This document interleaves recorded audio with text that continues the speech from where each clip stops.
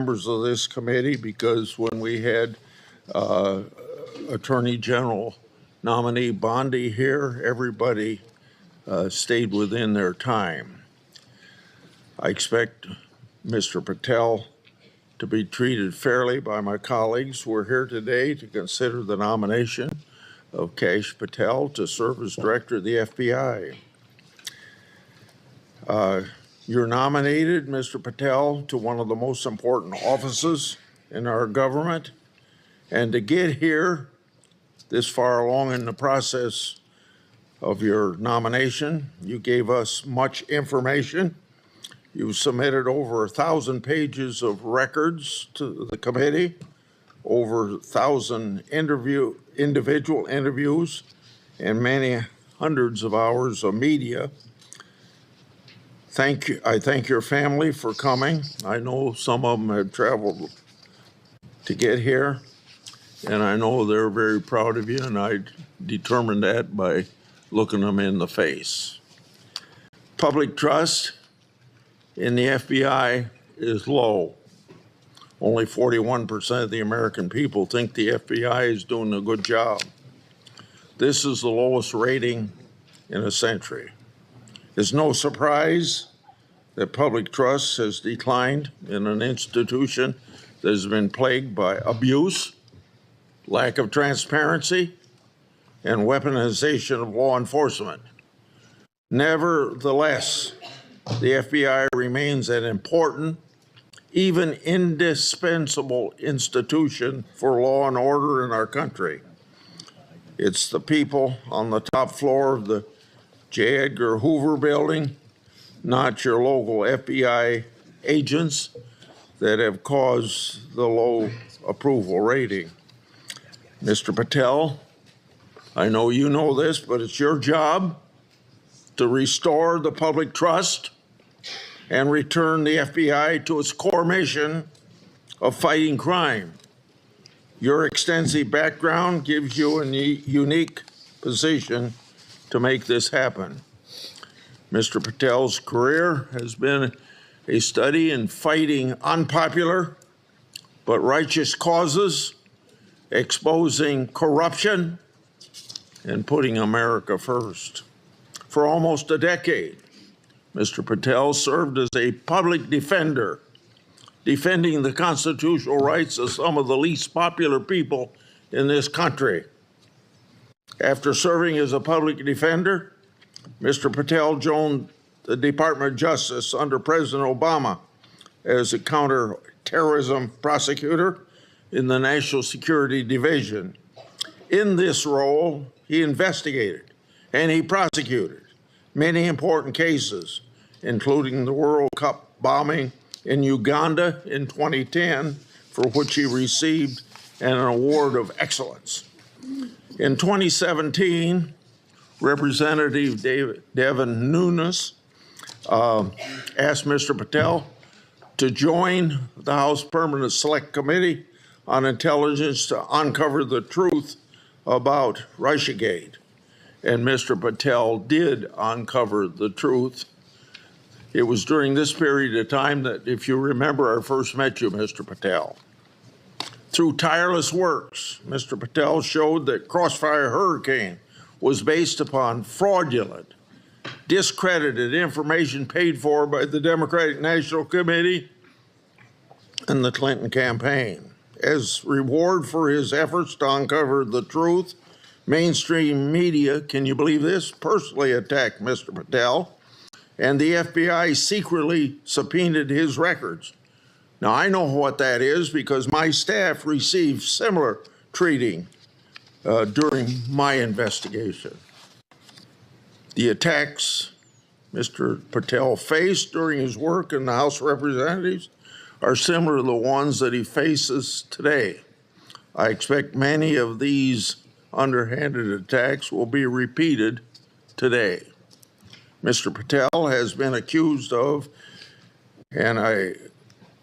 having, quote unquote, an enemies list. This is not a fair characterization, as he stated, quote, "There is no revenge list," end of quote. Mr. Patel has identified those he believes have put politics and personal ambition over service to the country. He's called out those who've used the institutions like the FBI to achieve their own personal gain. Mr. Patel has said he believes that people who do this should be named and that Americans deserve transparency so that they can make their own judgment as they did in this last election. Other attacks against Mr. Patel are similarly unfounded. To take just one example,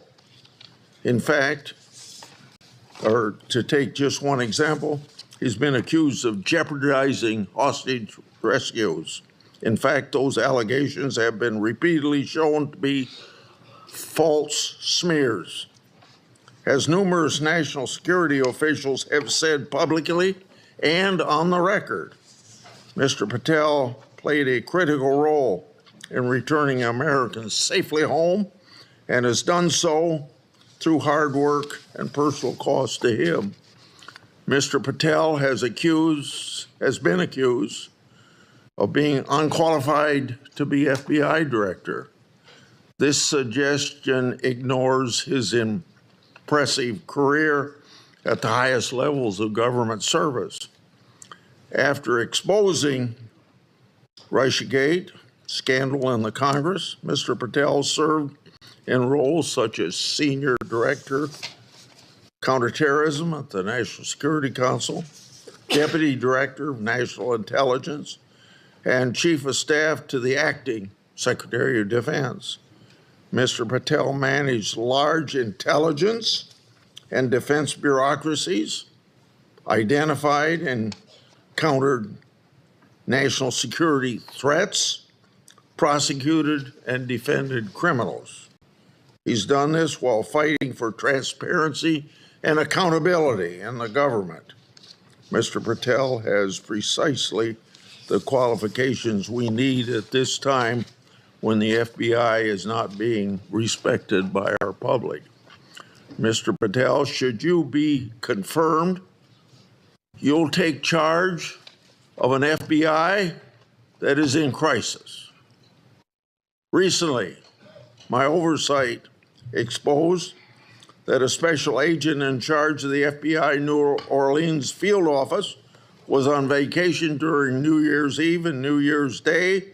Of course, that was also included the Sugar Bowl. Senior personnel should be at their posts, not on vacation, during critical security events. And we all remember what happened at that time in New Orleans. But of course, this FBI agent would find it acceptable to do what he did. In August 2022, an FBI oversight hearing of this committee, Director Wray decided to leave early. I asked him to stay just 1 hour and 20 minutes longer, but he already made up his mind that he was going to leave. Later, under questioning in November of that year by Senator Hawley, Director Wray admitted that he left this committee hearing early so that he could go on vacation. These two incidents, among others, are examples of the blatant disrespect that the FBI leadership has shown to this committee and indirectly to the American people. In November 22, I released internal FBI records that my office received pursuant to lawful whistleblower disclosures. Those records provided data about how hundreds of FBI employees who had retired or resigned to avoid discipline, many of those employees engaged in sexual misconduct in the workplace. Those records also showed lower-level FBI employees were punished. Lower-level employees of the FBI were punished more harshly than senior-level employees. No, fairness was out the window. Over 1 year later, with no response from the FBI. I asked Director Wray about this at a December 5, 23 hearing before this committee. He publicly pledged to get me the data I requested November, a year before. He and his deputy director never followed through. I also questioned Director Wray about improperly classified information relating to Afghan evacuees placed in our country. At that time, approximately 50 evacuees were already deemed potential national security concerns. So what's the number now? The public has a right to know. I've also raised concerns about whistleblower disclosure, saying that the FBI moved agents from child sex abuse cases to those January 6 cases. The FBI under Director Wray never got his priorities straight. With respect to weaponization, I'd like to turn to a letter I wrote July 20 of 2022. That letter noted that Assistant Special Agent in charge, Thibault, was a key official involved in opening the elector case that became the Jack Smith lawfare operation. That's not supposed to happen. An official at Thibault's rank and position isn't supposed to open cases. That's the job of special agents. For those who don't remember, Thibault was the anti-Trump agent that violated the Hatch Act for his political conduct in office. My letter also noted that Richard Pilger, who ran the Justice Department's election crime branch, was involved in the approval.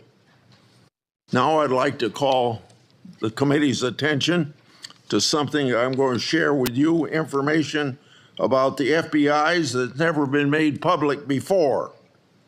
Do you have those? The binder for here. Oh, yeah, I'm sorry. In my hand are a series of FBI emails.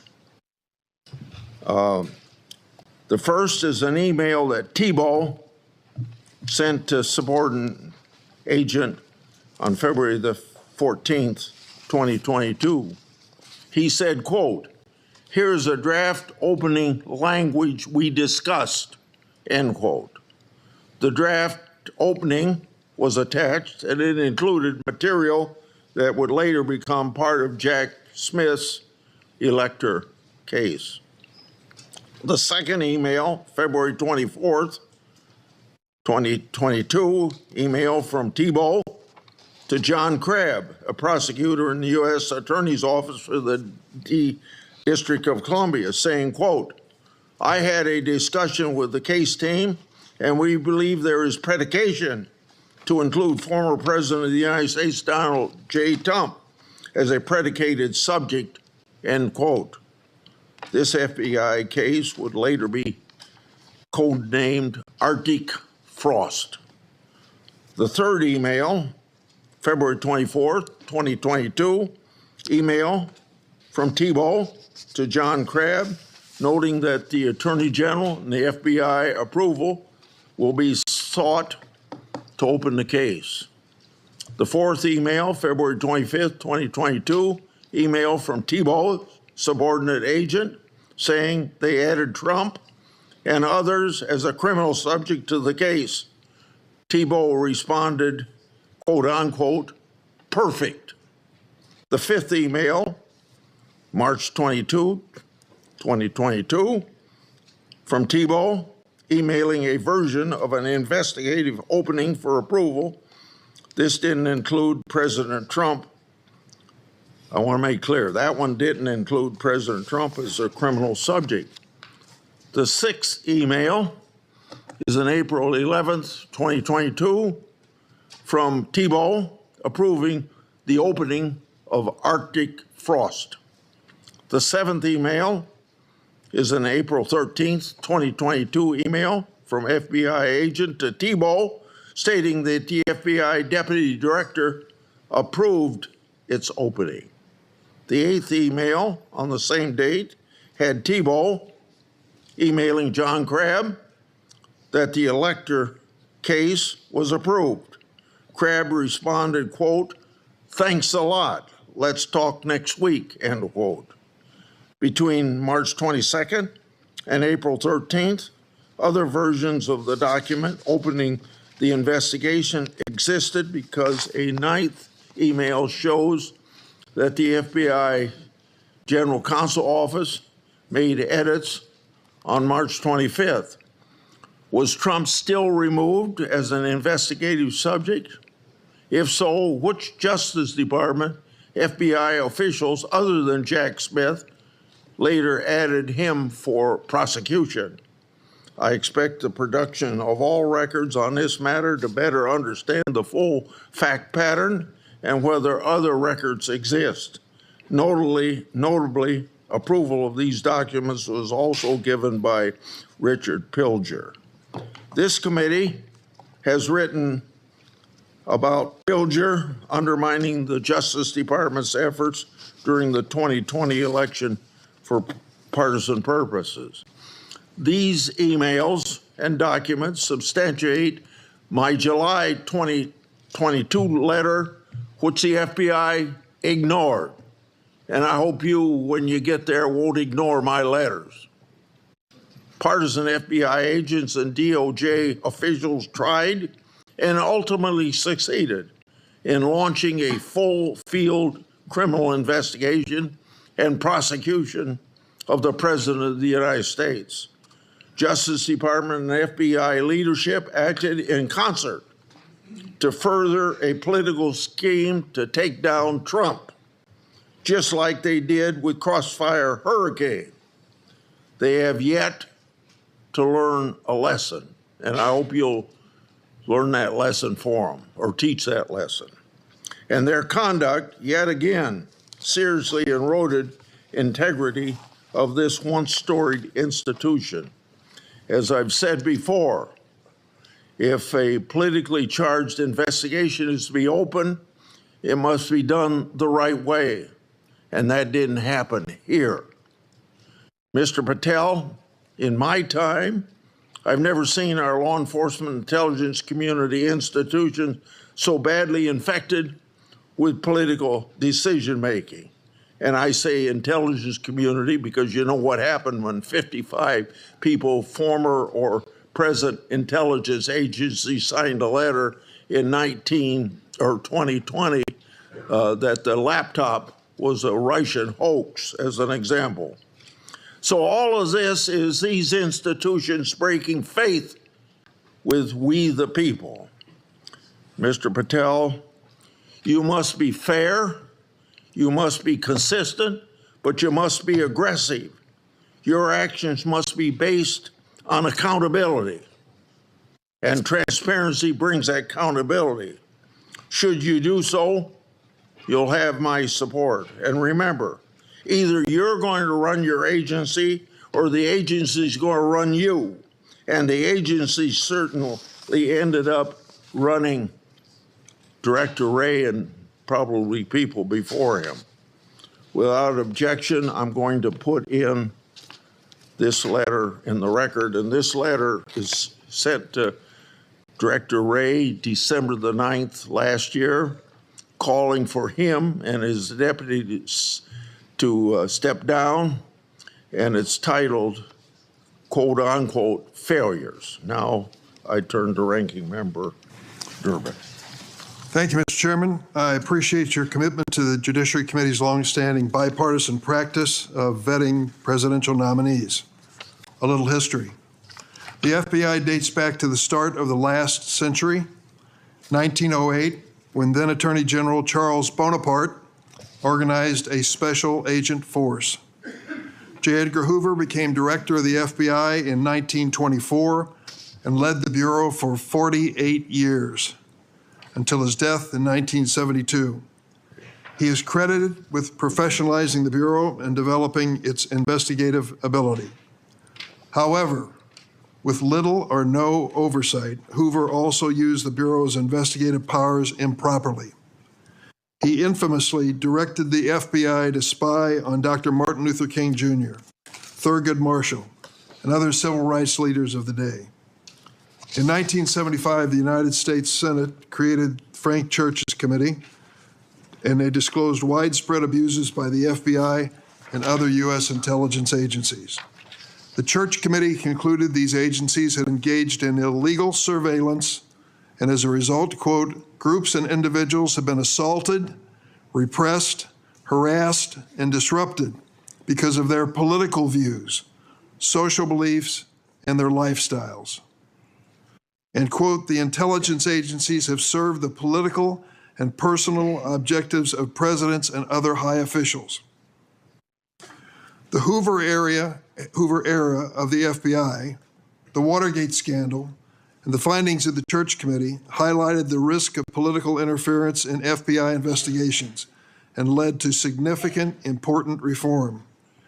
In 1976, Congress passed a law that limits the FBI director to a single term of 10 years, which was intended to insulate that position from political influence. And critically, we made the FBI director's appointment subject to the advice and consent of the Senate. That's why we're here today. Since 1935, the motto of the FBI has been fidelity, bravery, integrity.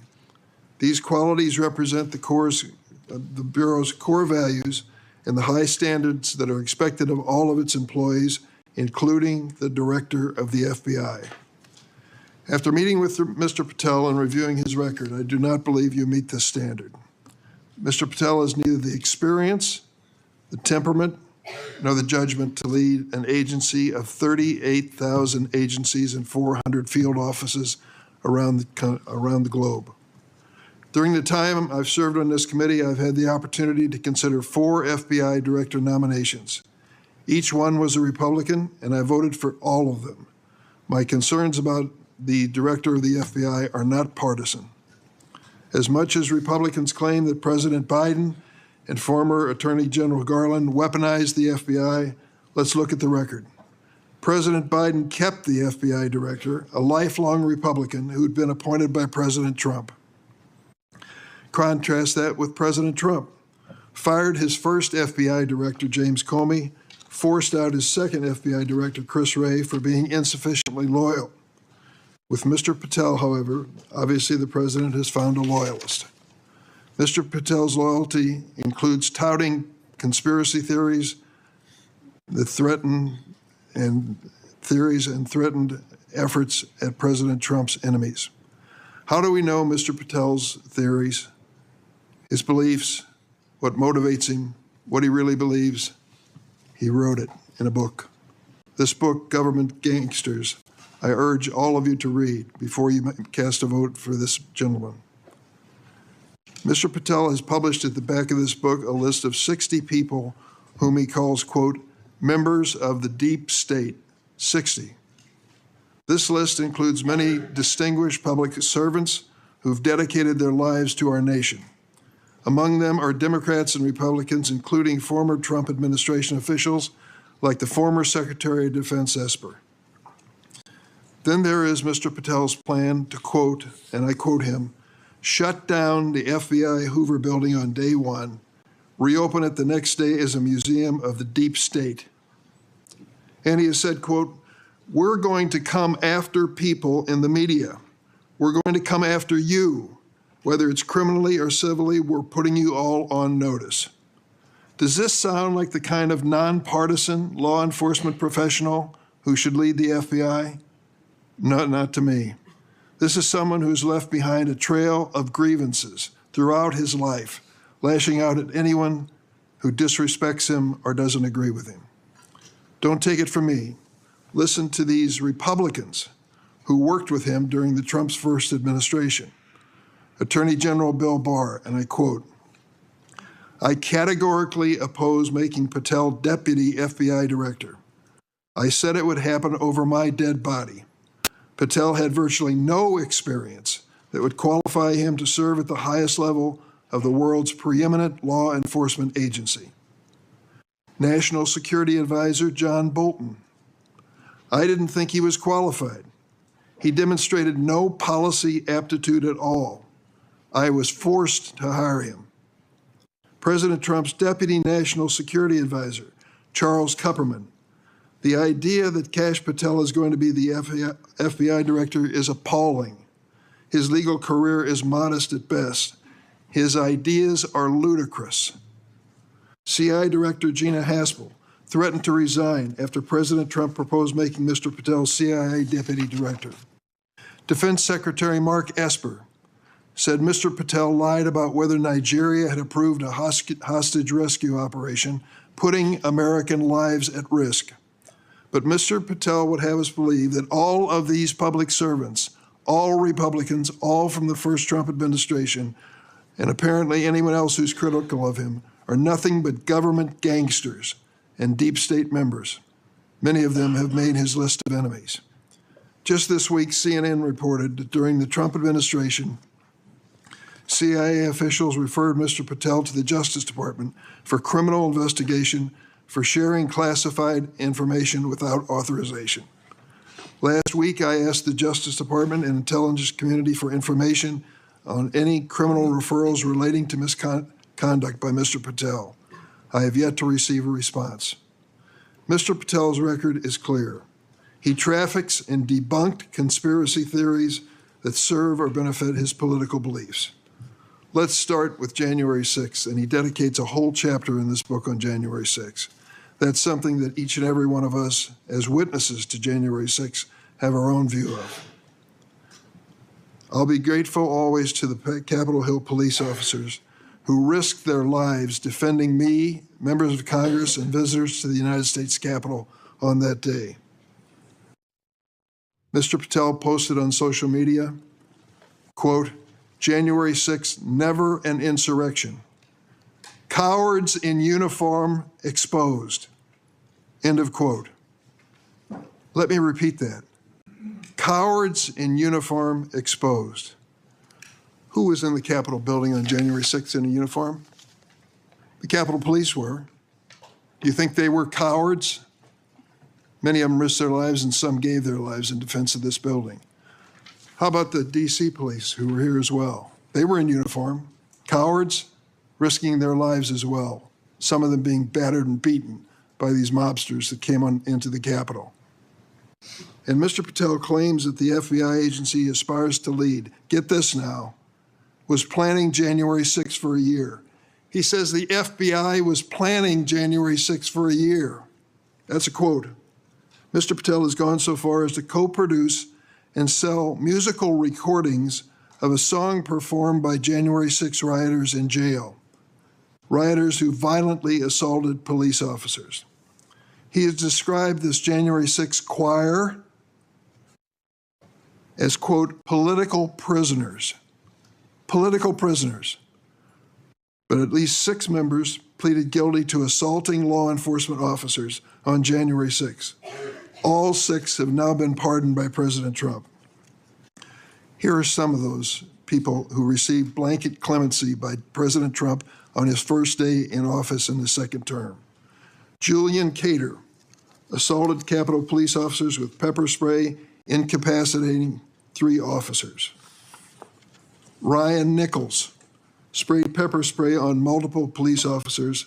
After the attack, Nichols posted on Facebook, and I quote, "So yes, I'm calling for violence and I will be violent." Jordan Mink struck officers, quote, aggressively with a long pole. He spat at officers and threw large items at them. Armed with a knife, Ronald Sandlin shouted at officers, quote, "You're going to die, get out of the way." Sandlin shoved officers when they tried to lock the doors to the Senate gallery. After breaching the Capitol, James McGrew struck an officer and lunged for his baton. McGrew also threw a wooden handrail with metal brackets at officers. I want to read a sentence from this book on the January 6th experience, just to give you an idea of Mr. Patel's take on what he calls a haphazard riot.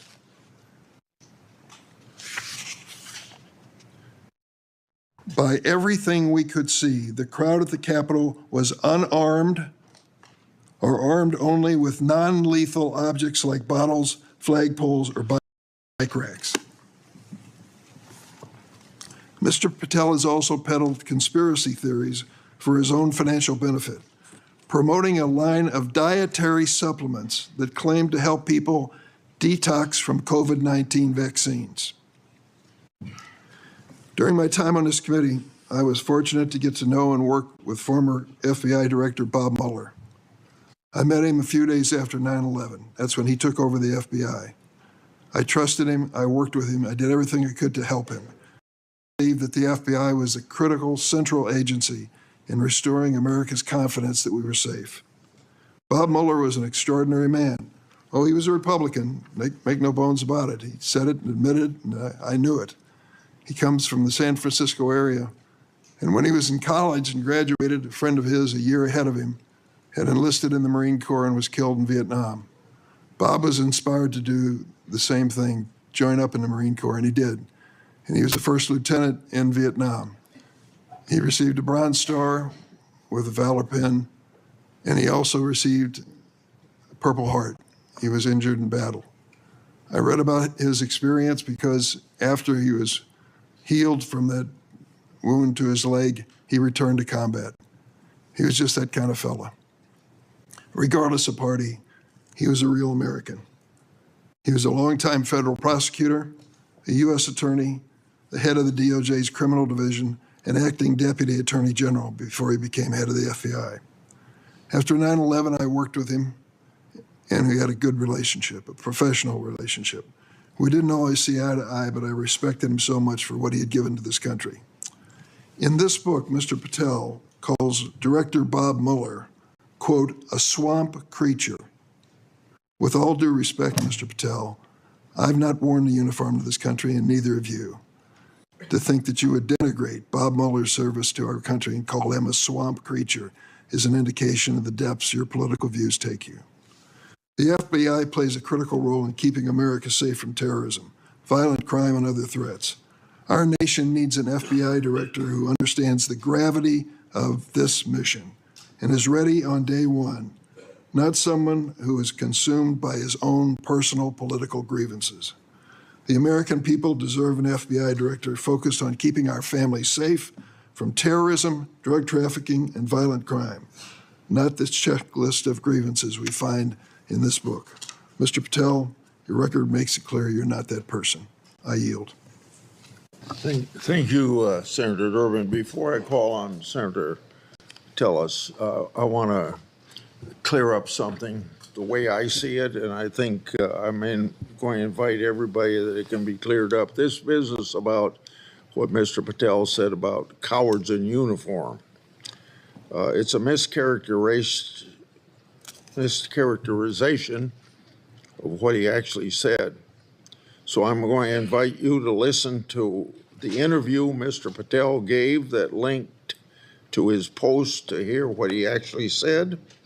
When he said cowards in uniform, he was talking about senior Pentagon leadership failing to mobilize the National Guard to protect the Capitol. His comments had nothing to do with police. Mr. Patel made his comments while discussing an article in the New York Times exposing grave miscommunication between the Department of Defense and the D.C. National Guard. So I would encourage people to follow up on that. Senator Tillis. Thank you, Mr. Chairman, Ranking Member, colleagues on the Senate Judiciary Committee. It's my honor to introduce Kash Patel, President Trump's nominee to be FBI Director. I've completed due diligence on his life and career, and I'm convinced that Kash possesses significant expertise and ironclad commitment to justice, and he's an outstanding choice to lead the FBI. Kash's parents are Indian immigrants of Gujarati ancestry. They're up here in the front row. The Gujarat state is a melting pot of religions, including Hinduism, Islam, Jainism, with temples, mosques, and other religious sites scattered across the state. His father was raised in Uganda, but his family had to flee the country to escape repression under Idi Amin. His mother was born in Tanzania. They met and married in India and ultimately made their way to New York City by way of Canada, where his parents, along with 7 brothers and sisters and their spouses and at least a half a dozen kids, lived under the same roof. His parents raised Kash in the Hindu faith, and they instilled in him the values of hard work and education. Kash is a devout Hindu, and consistent with his faith, he's shown respect to people of all faiths. Kash attended the University of Richmond, where he earned his bachelor's degree in criminal justice and history. He went to Pace University School of Law, where he earned his JD, and an international law certificate from the University College of London, Faculty of Laws. Kash began his career as a public defender in Florida, where he led or co-led more than 60 jury trials in state and federal court. Kash clearly demonstrated a devotion to upholding the rule of law and defending the rights of individuals. Kash led the defense of Jose Buitrago in United States versus Buitrago, a high-profile case in Florida in 2015. Buitrago was one of the Colombian nationals arrested in a major drug bust involving Operation Backrim. Kash and his co-counsel successfully argued that key evidence was withheld by the prosecution, leading to Buitrago's release. I suspect some of Kash's disdain for prosecutorial misconduct stemmed from this experience. Kash was hired as a senior counsel on the House Permanent Select Subcommittee on Intelligence Committee, in 2017. He told me he distinctly remembers my friend Trey Gowdy comment shortly after they were introduced. He said in Trey's dialect, "Kash, Congress is where righteous investigations go to die. I hope you're ready." I think Kash was ready, and he went on to establish a solid reputation for pursuing the facts, and from there, he held senior posts at the NSC, the Department of Defense, and the DNI. Since leaving the administration in 2020, Kash has written articles and books on national security, law, and governance. Through his work as an author, Kash continues to advocate for justice and transparency, and to be ever vigilant in defending our great democracy and the rule of law. Colleagues, I created a Kash bingo card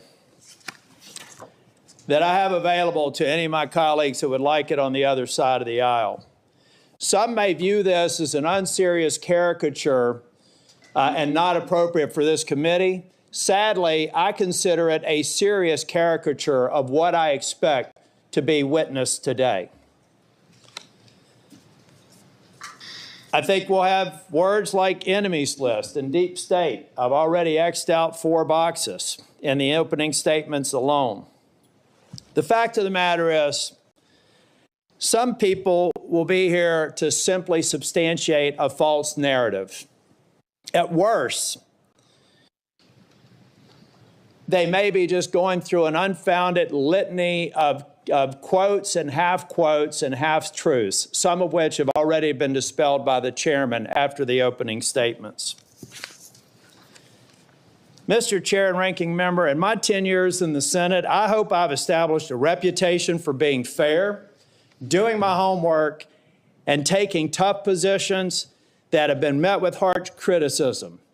Heck, I've even been censured by my entire state and 30 counties for taking tough positions. And I stand by those decisions today and my decision to support Kash Patel.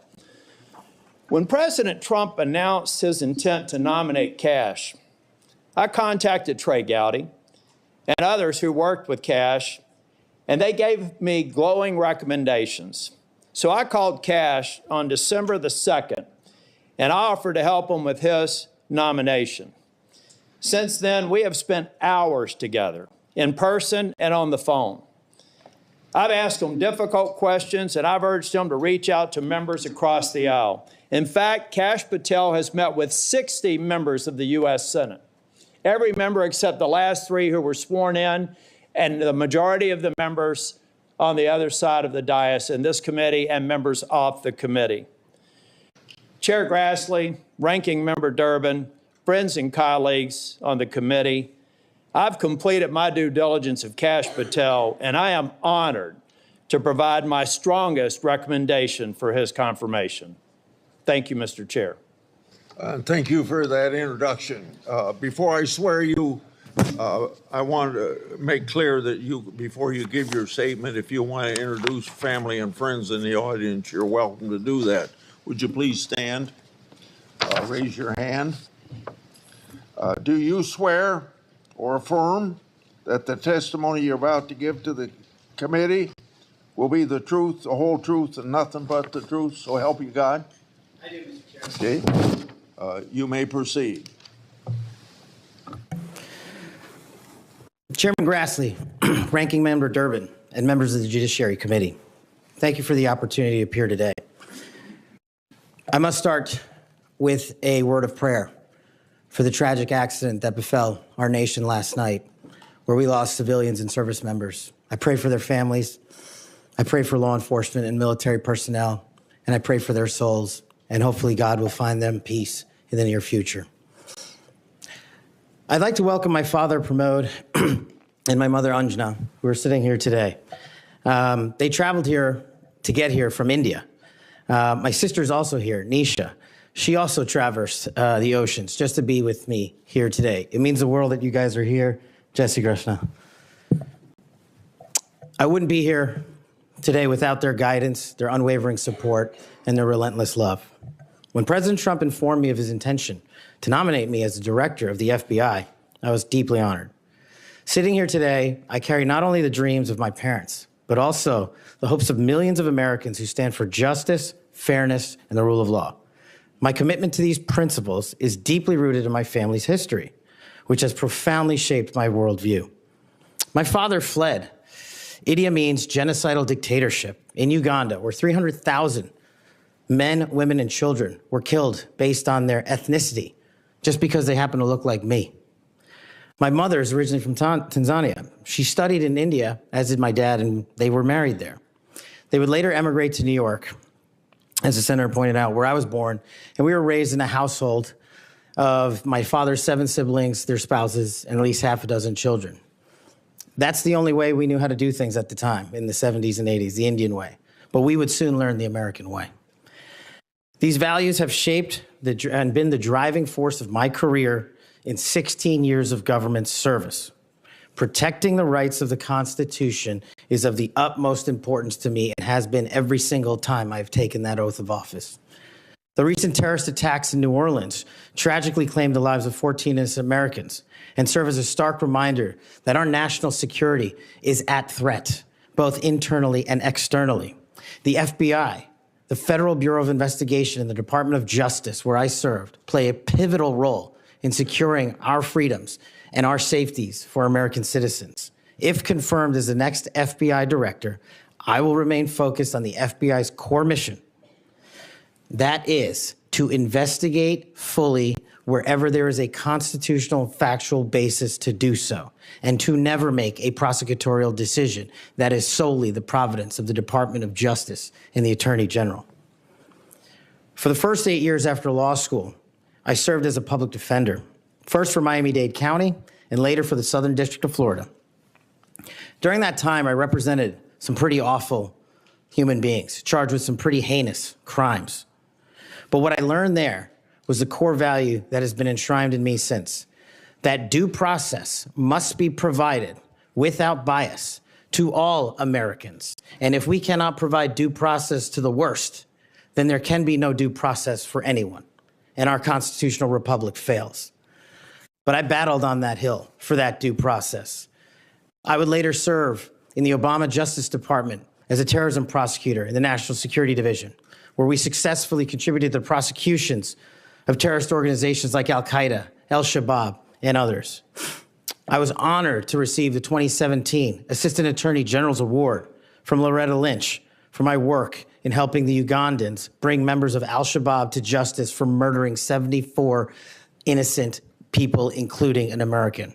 I would also receive the Human Intelligence Award from the intelligence community for related work on that mission. My experiences at the National Security Division and would later be followed by my experiences on the National Security Council as Senior Director for Counterterrorism, and later as the Deputy Director of National Intelligence, responsible for the production, creation, and promulgation of the Presidential Daily Briefing, our nation's most sensitive classified information and secrets to protect our country. My time in the White House was preceded by my time right here in Congress as a staffer on the House Intelligence Committee, where I spearheaded the investigation that exposed serious FISA, Foreign Intelligence Surveillance Act abuses by members of the Department of Justice and the Federal Bureau of Investigation. That misconduct eroded the public trust in our FBI. The erosion of trust, as Chairman Grassley pointed out, is all too low today. 40% of Americans have trust in the FBI. In order to get it back, there's a twofold track, Senator.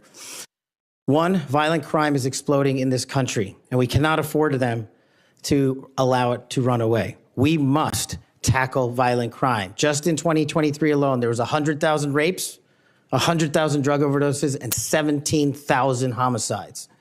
The priority of the FBI, if I'm confirmed, will be to ensure that our communities are protected and safeguarded and our children have parks to play in and not needles to walk over.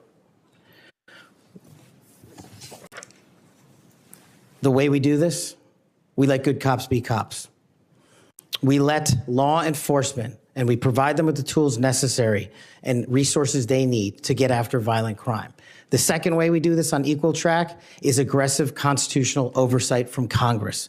The public trust can only be restored if there is full transparency, and I am committed to that full transparency. Members of Congress have unfortunately submitted hundreds of questions that have been unanswered by the FBI in recent times. That will not occur if I am confirmed. All appropriate requests for information will be responded to expeditiously and fully. I'm committed to working alongside the dedicated men and women of the FBI. They are our warriors of justice, and I will always have their backs because they have the backs of the American people.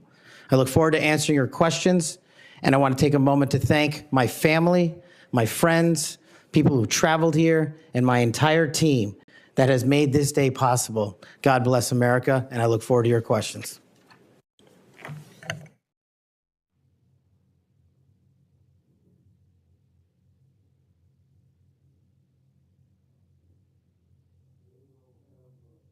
Seven minutes first round, is that right? 7 minutes for 3 minutes the second round.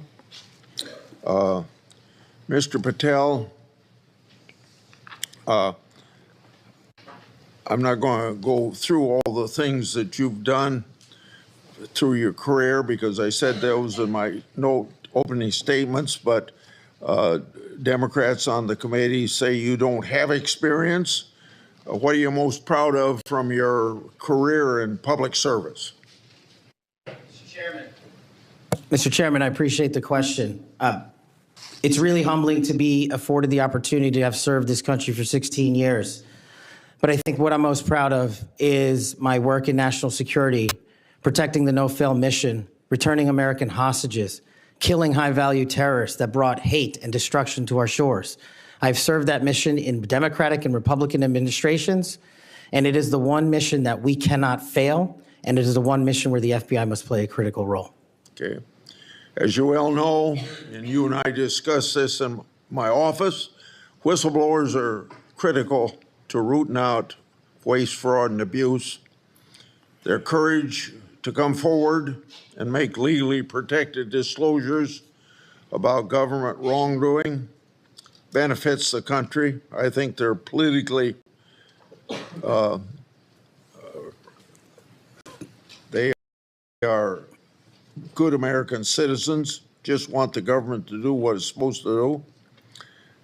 I think they're treated by bureaucracies, not just in the FBI, but throughout the bureaucracy like skunks at a picnic. Will you protect whistleblowers from retaliation, unlike former Director Wray, and promote a culture at the FBI that values whistleblowers important contributions. Absolutely, Mr. Chairman. I share in your beliefs about the importance of whistleblowers. So we've spent a lot of taxpayers' money ruining whistleblowers.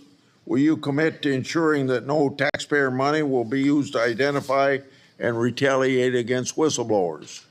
Senator, if I'm confirmed, it will not. Okay. You and I have heard a lot of criticism about various statements about January 6th. You said, quote, those who broke actual laws should be prosecuted, end of quote. But you've also called out the partisan nature of prosecutions and compared how the Biden Justice Department treated January 6th defenders with how they ignored many other crimes. Those include crimes related to illegal immigration, as well as riots that took place around the country. So explain your position on January 6th to this committee, and how do you respond to critics who say that you're anti-law enforcement? Mr. Chairman, I greatly appreciate the question, the opportunity to discuss that. If anyone wants to consider me as anti-law enforcement, then look at my 16 years in government service, whether I was trying 60 jury trials in state and federal court upholding the rights of the indigent and breathing life into constitutional due process, or later as a national security prosecutor, where I served this country and overseas, and later when I was a Joint Special Operations Command civilian embedded with SEAL Team 6 and Delta, chasing down some of the most high-value target terrorists there are on this earth and successfully achieving a mission end state. I have always respected law enforcement. I have taken that oath and will take that oath again, God willing, to be the next director of the FBI. As for January 6th, I have repeatedly, often, publicly, and privately said there can never be a tolerance for violence against law enforcement. And anyone that commits an act of violence against law enforcement must be investigated, prosecuted, and imprisoned. And on January 6th, I said the same thing about acts against law enforcement. The Capitol Police, who I have served with, and when I was Chief of Staff at the Department of Defense, rushing to the aid of the members of this committee and your colleagues to provide the National Guard was my top mission priority, not politics. And that is my love of this country, to protect our laws and our way of life. And it was no different. If there's any ever corruption, I have been the first to call it out. And I will continue to call out corruption in government service, because it is a privilege to serve this nation. Thank you, Mr. Chairman. Outside of this committee, and some people on this committee have accused you of promoting the QAnon movement. My colleagues have already asked your future boss, Mr. Bondi, many questions about this. I think it's easy to see these attacks for what they are, guilt by association. Are you a follower or promoter of QAnon? No, Senator. In fact, I have publicly, including in the interviews provided to this committee, rejected outright QAnon baseless conspiracy theories or any other baseless conspiracy theories. They must be addressed head on with the truth, and I will continue to do that. And I will always continue to support Americans who support law enforcement, our military, and want a secure border. Over the past 4 years, the FBI and Justice Department have weaponized law enforcement towards partisan ends. This has affected you personally. You, along with even members of my staff, were the victims of FBI overreach when they secretly subpoenaed your records during the investigation into Crossfire Hurricane. Inspector General Horowitz of Justice Department was right to say actions like this have a quote, unquote, chilling effect on whistleblowers. How do you intend to make sure that this kind of misconduct never happens again?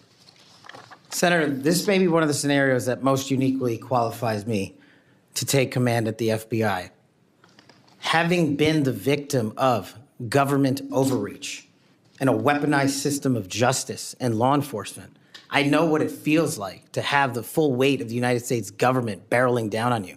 And as the Biden Inspector General determined, those activities by the FBI and DOJ were wholly improper and not predicated upon law and facts. I will ensure, if confirmed, that no American is subjected to that kind of torment, to that kind of cost, financially, and personally. And most importantly, I will make sure that no American is subjected to death threats like I was, and subjected to moving their residences like I was, because of government overreach, because of leaks of information about my personal status. If confirmed as FBI director, Mr. Chairman, you have my commitment that no one in this country will feel that pain. Senator Durbin. Thanks, Mr. Chairman. Mr. Patel, I woke up this morning to National Public Radio, and they had an item on there about what has happened to those who were given blanket clemency by President Trump.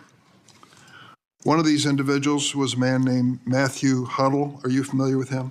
I'm sorry, what was the last name? Matthew Huddle. If you could remind me, Senator.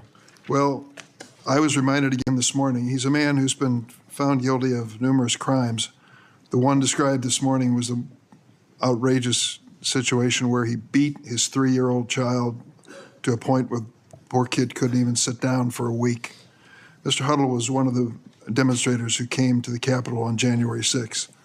He was incarcerated and charged with, and pled guilty to crimes that he had committed, violence against police officers.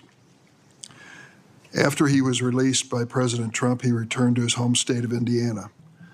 A few days later, he was stopped on the road, pulled a gun on a policeman. The policeman, sheriff's deputy, turned, shot, and killed him. This is not the only instance of a person who received President Trump's clemency committing another crime. Peter Schwartz was mentioned this morning on the radio. 38 criminal convictions, 38. He'd been sentenced to 14 years in prison. He was released because of the president's unconditional clemency, which was given to him as well. So I guess my question is this. Was President Donald Trump wrong to give blanket clemency to the January 6 defendants? Thank you, Ranking Member. A couple of things on that. One, the power of the presidential pardon is just that, the president. Alignment, I concede he has the authority. I'm asking, was he wrong to do it? And as we discussed in our private meeting, Senator, I have always rejected any violence against law enforcement, and I have, including in that group, is specifically addressed any violence against law enforcement on January 6th, and I do not agree with the commutation of any sentence of any individual who committed violence against law enforcement. So do you think that America is safer because these 1,600 people have been given an opportunity to come out of serving their sentences and live in our communities again? Senator, I have not looked at all 1,600 individual cases. I have always advocated for imprisoning those that cause harm to our law enforcement and civilian communities. I also believe America is not safer because President Biden's commutation of a man who murdered 2 FBI agents, Agent Kohler's and Williams' family, deserve better than to have the man that point blank range fired a shotgun into their heads and murdered them released from prison. So it goes both ways. Leonard Pelletier was in prison for 45 years. He's 80 years old, and he was sentenced to home confinement. So he's not free, as you might have just suggested. He killed 2 FBI agents. That's true, he did, and he went to prison for it and should have. My question to you, though, is do you think America is safer because President Trump issued these pardons to 1,600 of these criminal defendants, many of whom violently assaulted our police in the Capitol? Senator, America will be safe when we don't have 200,000 drug overdoses in 2 years. America will be safe when we don't have 50 homicides in a day. So you just won't answer the question. I'm going here. to say, I don't think we're safer. Matthew Huddle was sent back to Indiana. I don't think we're safer with Peter Schwartz. I could go through a long list of individuals, some of who were wanted in states, members of this committee. Let me move to another topic if I can. Tell me about your J6 choir. What is that? Well, it's not my choir. It's simply a recording that was utilized to raise funds for families in need of nonviolent offenders. Who sings on this recording? I don't know, Senator. What did you have to do with it? Simply to raise funds to assist families of nonviolent offenders whose kids needed college education payments and whose rent needed being paid. My understanding is that the performers on this J6 choir were the rioters who are in prison. I'm not aware of that, sir. I didn't have anything to do with the recording. You weren't aware of who made the recording? No, Senator. That's interesting. Did you receive any money for selling copies of that music or that recording? Absolutely not. Okay. You do have a foundation, though, do you not? I'm very proud of the Cash Foundation and the $1.3 million we've given to families in need across this country, including active duty service members, police officers, putting kids in college, and helping people in disaster relief areas rebuild their homes and their communities. 1&0 LLC, are you familiar with that? Sorry? 1&0 LLC? I believe, Senator, you're referring to the LLC that one of the individuals has his private business with. Is it part of the Cash Foundation in any way? Only in that one of the members of the board has that LLC for his outside business. Andrew Allis? I believe that's his name, yes. Yes. Do you know how much was paid to him from your charitable work?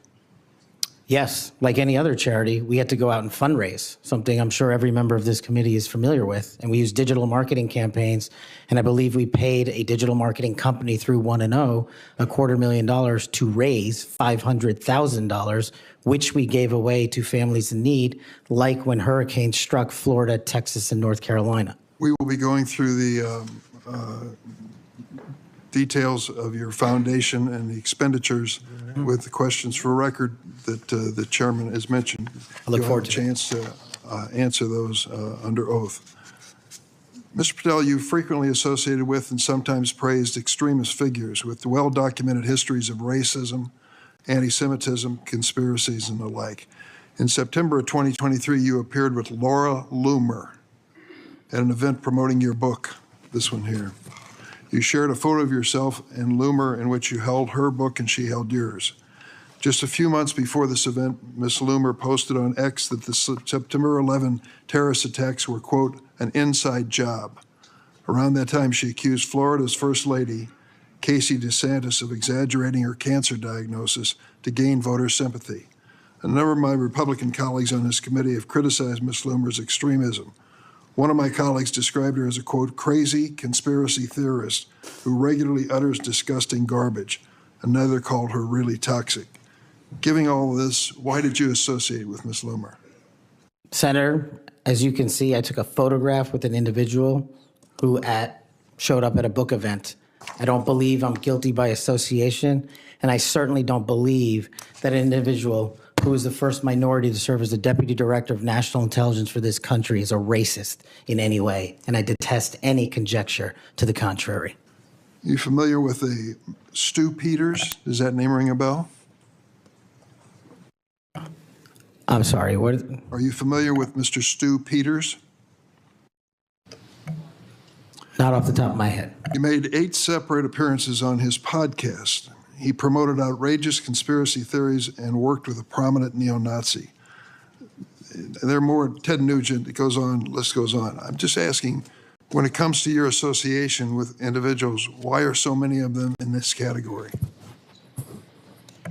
My association, as you loosely define it, is by appearing in media over 1,000 times to take on people who are putting on conspiratorial theories and to devour them of their false impressions and to talk to them about the truth.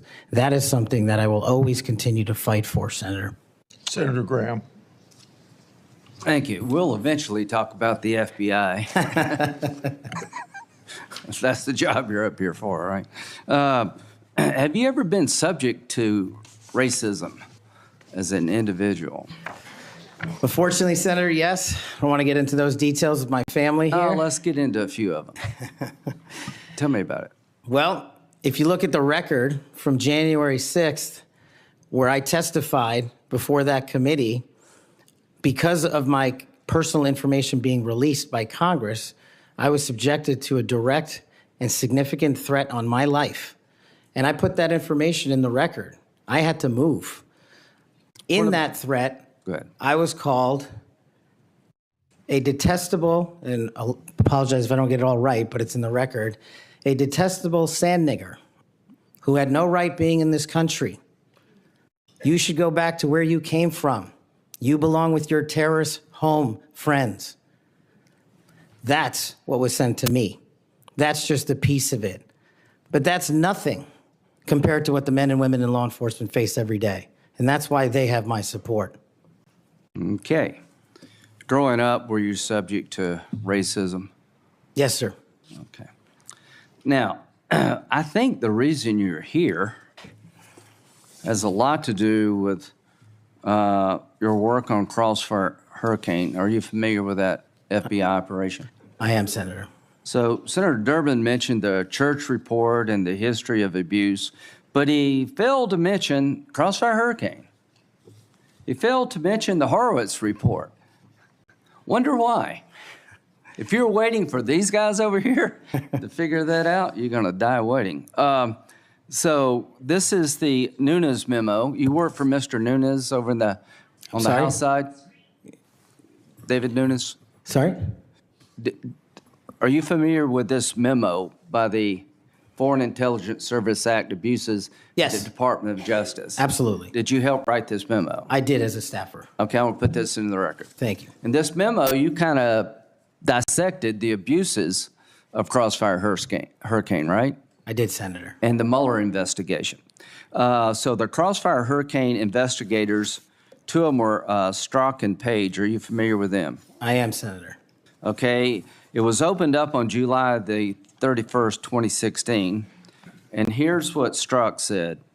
And damn, this feels momentous because this matters. The other one did too, but that was to ensure we didn't F something up. This matters because this matters. So super glad to be on this voyage with you. That's to Page. And Page responds a couple of months later, he's not ever going to be President right, talking about Trump. Strzok, no, he won't. We'll stop it. Is it fair to say that the people in charge of investigating Crossfire Hurricane hated Trump's guts? Well, you don't have to take my word for it. That statement, along with the statements from the sources. Are during the those days operations. over in the FBI, you hope? Well, if they're not, they will be. Okay, good. You know who Carter Page was? I do, Senator. Do you know that the FBI secured warrants against him on 4 different occasions? Yes, Senator. Do you know that the information that they relied upon came from the Steele dossier? I do. Was it you that were able to find out that the Steele dossier was a bunch of crap?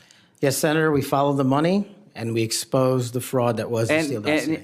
And the primary subsource was Ignor Danchenko, right? That's correct, Senator. And he was actually a Russian analyst. That's right. Are you aware that in January he told the FBI that, let's see, what did he tell the FBI? Steele had no proof to support the statements, that it was just talk.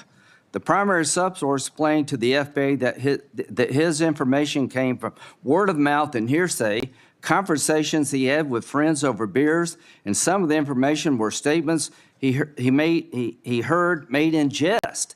And he told the FBI this in January That's of right. 2017. And they got 2 more warrants after that. That's correct. Are you aware that the FBI had volumes of information that the Steele dossier was a bunch of bullshit and nobody ever told anybody at the top? I am, sir. We exposed. Or they lied about being told. That's correct. So are you aware of the fact that the FISA court rebuked the FBI?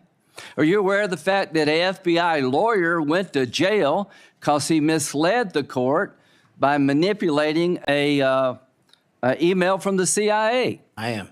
Do you believe that Crossfire Hurricane was one of the most disgusting episodes in FBI history of a corrupt investigation led by corrupt people who wanted to take Donald Trump down? Yes, sir. Do you think that's why you're in this chair today, to fix that? I think that's a big part of the Without reason. Crossfire Hurricane, this guy wouldn't be here. And my friends on the other side, like pulling teeth, the Horowitz investigation, the Inspector General labeled this fraudulent at its core, mismanaged at its core, running stop signs. At every turn, they went forward when they should have stopped. The Durham report said it was obviously politically motivated. FBI agents were telling anybody and everybody that would listen, this is not reliable, this is not trustworthy, but they plowed on. And because of you and Trey Gowdy and others, we now know about this.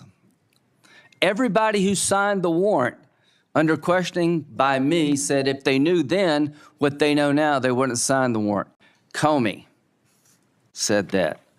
Yates said that. Rosenstein said that. The reason you're here is because most of the public, almost every Republican believes that the FBI has been used continuously in a political fashion, ignoring evidence, making up evidence, lying to get Donald Trump. And when it came to the Hunter Biden laptop, they told every social media outlet in October 2020, oh, that's Russian disinformation.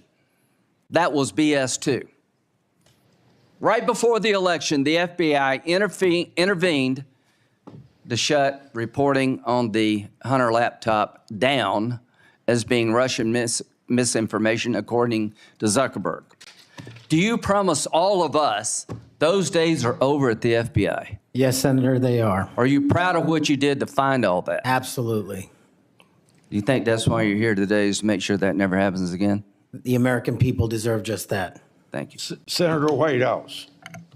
Thanks, Chairman. Welcome, Mr. Patel. I remember January 6th. Colleagues running through our halls to flee the mob, colleagues shouting that rioters should be shot, us returning to our constitutional business through hallways cleared for us by automatic weapons carrying SWAT teams. None of you, none of us, said those violent rioters should be pardoned. A Republican colleague said such pardons would be hard to believe, even absurd. Your former colleague, J.D. Vance, said the violent rioters should not be pardoned. Even Jim Jordan said pardons would, and I quote, focus on all the people who didn't commit any violence.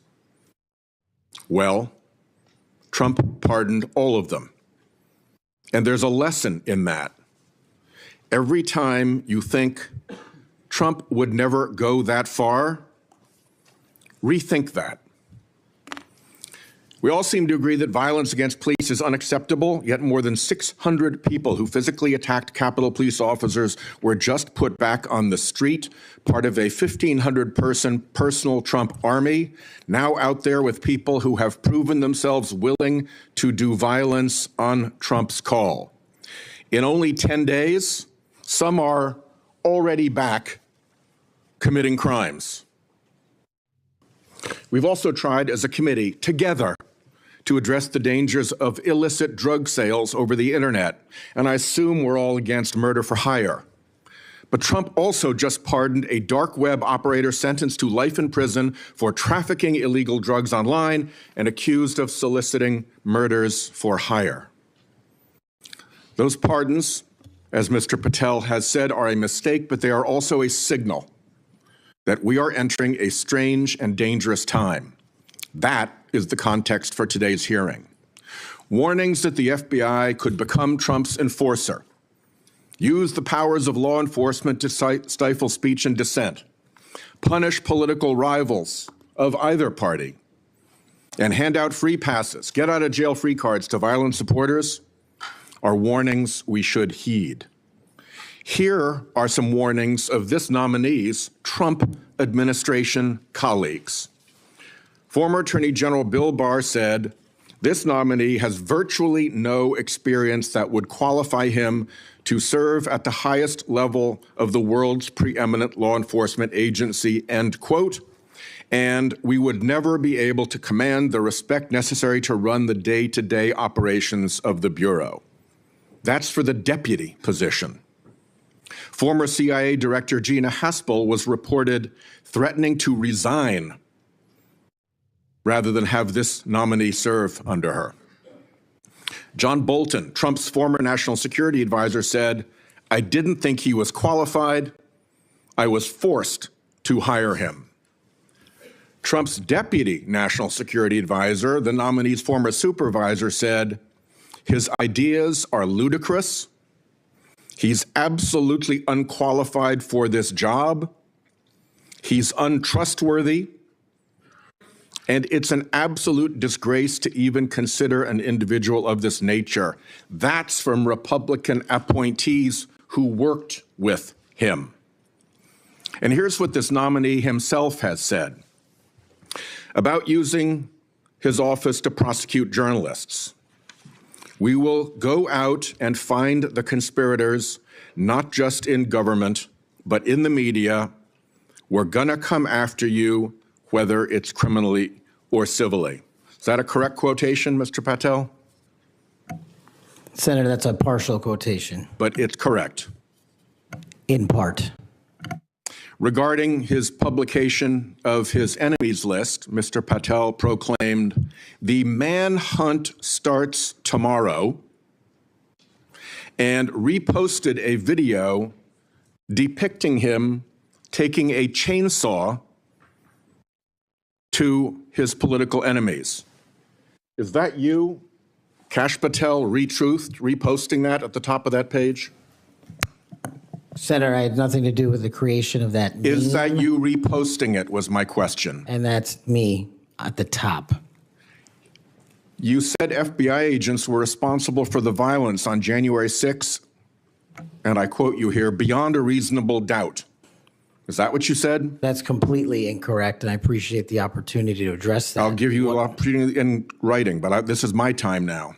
Have at it. An Inspector Attorney General investigation found that that was false.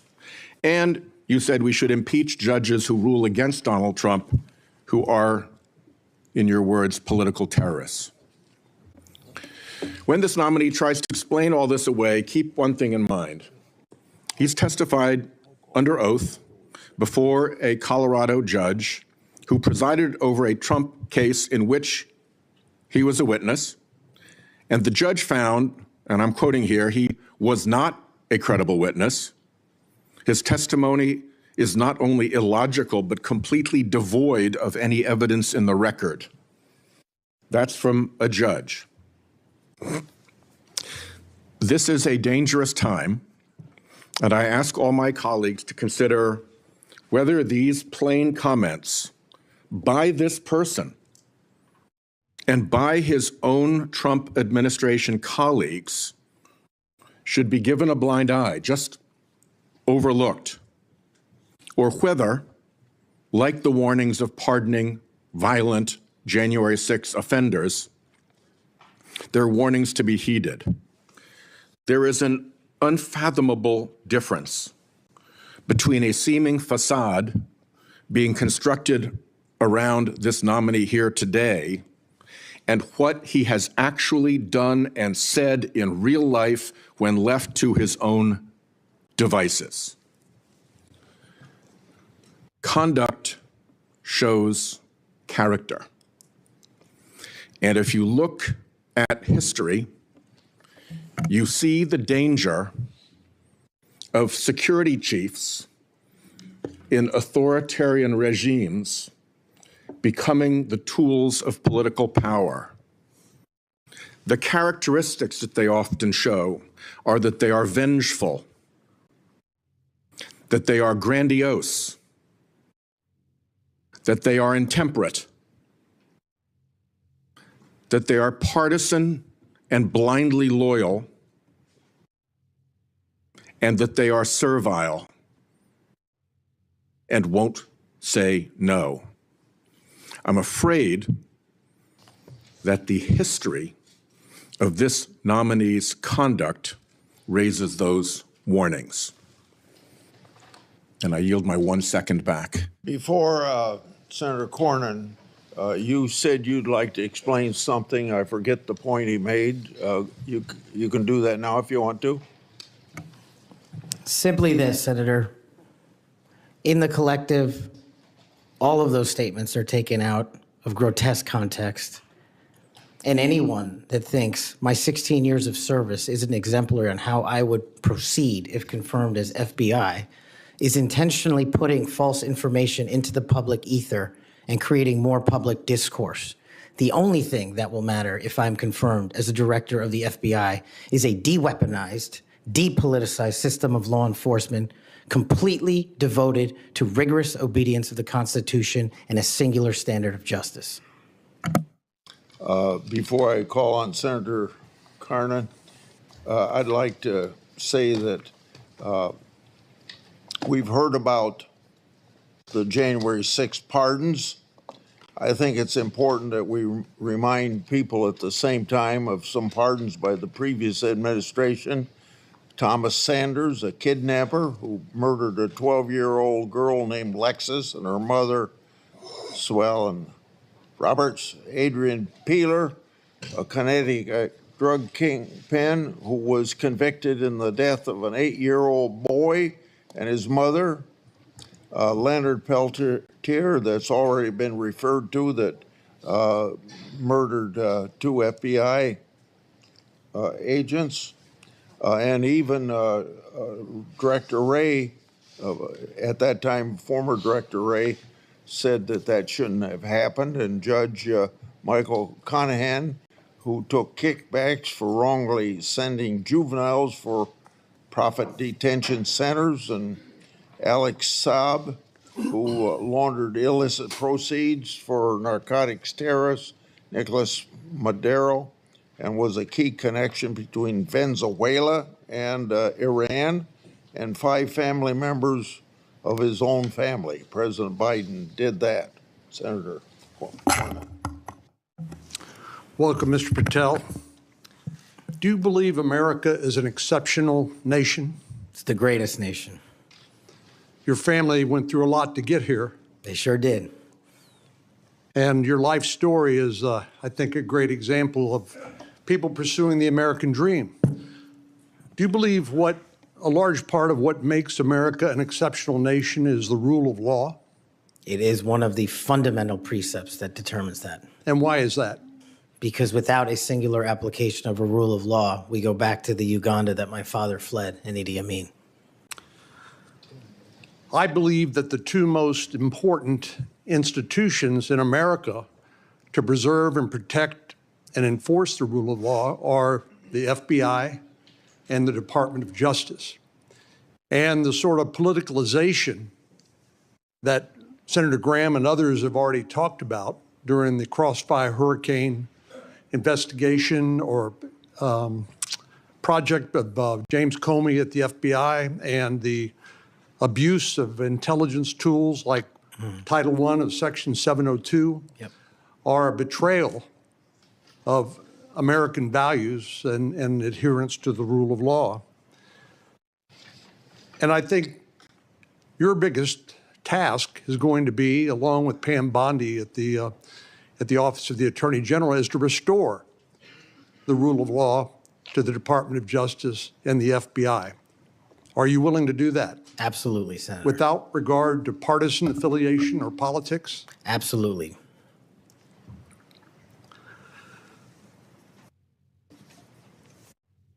Do you believe President Trump, as the commander-in-chief, needs access to all of the lawfully available intelligence that can be collected by the American intelligence community in order to inform him so that he can make good judgments as commander-in-chief to assure the safety and security of the American people? Having been responsible for the collection and predication and promulgation of that intelligence, I firmly believe he and every president must have it. And so you would not support any impractical or perhaps immaterial or unworkable ways to inhibit the flow of that information to President Trump? No, I would not. So let me just ask you, you and I have talked about this a number of times, and this has come up before in a number of different contexts. But as I've always said, I think Section 702 of the Foreign Intelligence Surveillance Act is the most important law that most Americans have never heard of. Yeah. But when I was questioning my fellow Texan, John Ratcliffe, who now has been confirmed as the director of the CIA, about this, we talked about some of the reforms that have been made to Section 702 over the years. This has been an ongoing conversation here in Congress. People like my colleague here, Senator Lee, and others have proposed reforms, which I think have gone a long way to help protect the privacy rights of American citizens. But let me just point out some of the improvements that have been made over the years. This is not the same 702 that was in effect during President Trump's first terms. These are a number of things that we did together on a bipartisan basis to make sure that the balance between the national security interests of the American people and the privacy and constitutional rights of American citizens were protected. Do you agree with that? Yes, Senator, I do. And I think Senator Tillis, with his typical outstanding graphics, has a wonderful handout which lays all of that out. But one of the things that's come up, and we've discussed this, is the idea that in order to query lawfully collected intelligence under Section 702, that somehow if a U.S. person's name is involved, that a warrant would be required. Now, you're a lawyer who's represented defendants as a public defender. You understand that what probable cause is required, what sort of evidence is required to be produced to a judge in order to get a warrant. Do you believe a warrant requirement is a practical and workable or even a necessary element of 702? If I may just give some context on that, Senator. Having a background not only utilizing FISA and 702 as a national security prosecutor, but as a civilian at JSOC and later as an intelligence official and the Deputy Director of National Intelligence, 702 collection formulates over 45% of the presidential daily briefing that you referred to earlier. I actually have heard it's as high as 60%, but anyway, it's a lot. It's a lot. And the issue for me is not with FISA and 702. The issue has been those that have been in government service and abused it in the past. And so we must work with Congress to provide the protections necessary for American citizens. Dealing with these matters, including hostage rescue operations in real time, which we use FISA collection to find and save American hostages, having a warrant requirement to go through that information in real time is just not comportive with the requirement to protect American citizenry. I'm all open to working with Congress on finding a better way forward, but right now, these improvements that you've made go a long way. Well, and Director Ratcliffe said that he did not believe that, given the context of 702 collection, whether a foreign target communicates with a U.S. person, that there'd be sufficient evidence to go to the Foreign Intelligence Surveillance Court or any other court to demonstrate probable cause. Do you agree with that? Yeah, just in real time, Senator, excuse me, it's almost impossible to make that function and serve the national no-fail mission. I think you hit the nail on the head when you point out the lack of trust. Any of these tools can be abused by people who are willing to break the law or abuse these tools or violate the public trust. Director Ratcliffe again used, I thought, a helpful analogy. I'll see if you agree with it. He said the knives in your kitchen have a very useful and beneficial purpose, but they too can be misused do you agree with that? Absolutely, Senator. And similarly, do you agree that tools like Section 702 of the Foreign Intelligence Surveillance Act can be used appropriately to protect national security, but they can also be abused by people who are willing to cross a line they should not cross? They're both true, and that's why we need to work together to make sure Americans have trust again in these surveillance measures that we utilize to protect our country. Thank you. Senator Klobuchar. Thank you very much, Mr. Chairman. Mr. Patel, I think you know that I have great respect for the men and women of the FBI, their mission, fidelity, bravery, integrity. I believe they deserve a director who respects their work and sacrifices, and they deserve a director who's focused on their mission. This is not about bingo cards or games. This is not about revenge. This is about the safety of our country and the people that work in the FBI. And the FBI runs on facts, it runs on truth. Truth matters, and without truth, the whole system breaks down. You said that Donald Trump has every right to tell the world that in 2020, 2016, and every other election in between was rigged by our government because they were? Yes or no, did you say that? I don't have that statement in front of me. But Okay, that if was you're- from August 27th, 2023 Thrive Time show. I'll put it on the record. These claims made in that statement were rejected by courts, including by Republican judges. Is that correct? I don't have enough of the facts in front of me to make that assessment. I will put that statement on the record, but I think everyone in this committee, including the Republican members, knows that these statements were rejected by courts. You were asked about the police officers in the Capitol who testified in the January 6 hearings, and you accused them of lying. Is that correct or not correct? I don't think that's accurate. Okay, Joe Packed podcast, March 2024, we'll put it on the record. I was there. The police officers were heroes that day. Yes. Did you post on your personal social media account in May of 2024, January 6th, never an insurrection, cowards in uniforms exposed. They broke the chain of command. I believe you're referencing a post that was shown in part earlier. I don't have it in front of me. You posted it, and it was on your account, and we will again put that out there once more as we go on. I don't want to lose any more time on this, but every one of these, there's a record of it, and you haven't answered. You promoted a COVID vaccine reversal or detox supplement. One scientist said, I quote, "None of these substances in any form would minimize side effects from a COVID-19 vaccine." That is preying on innocent people. Did you perform clinical trials before you made that claim? I'm not a doctor, so no. But you did promote this supplement and told people that it would reverse or mitigate the side effects from COVID vaccine. Did I give people an opportunity to make an independent choice for what's best for their families? Yes. You did that last year, correct? I don't have it in front of me again, Senator. Mr. Patel, the FBI tackles some of the most complex threats that we face: terrorists, hostile foreign powers, violent gangs, fentanyl, criminal organizations. Your mission, though, has been to go after people. I've looked at it. I've read this stuff. Yes or no? When Trump wins, did you say this? When Trump wins in 2024 and is in power in 2025, we can prosecute them, referring to Justice Department officials, for an actual RICO statute violation, for criminally organizing the United States government to break the law to rig presidential elections. Did you say that, yes or no? Again, Senator, you're reading a partial statement, so I'm unable to fully respond. Okay, again, we'll put it on the record. X22 report podcast 20, that is from, I'll get you the date, about a year ago. One of the names on your list was Bill Barr.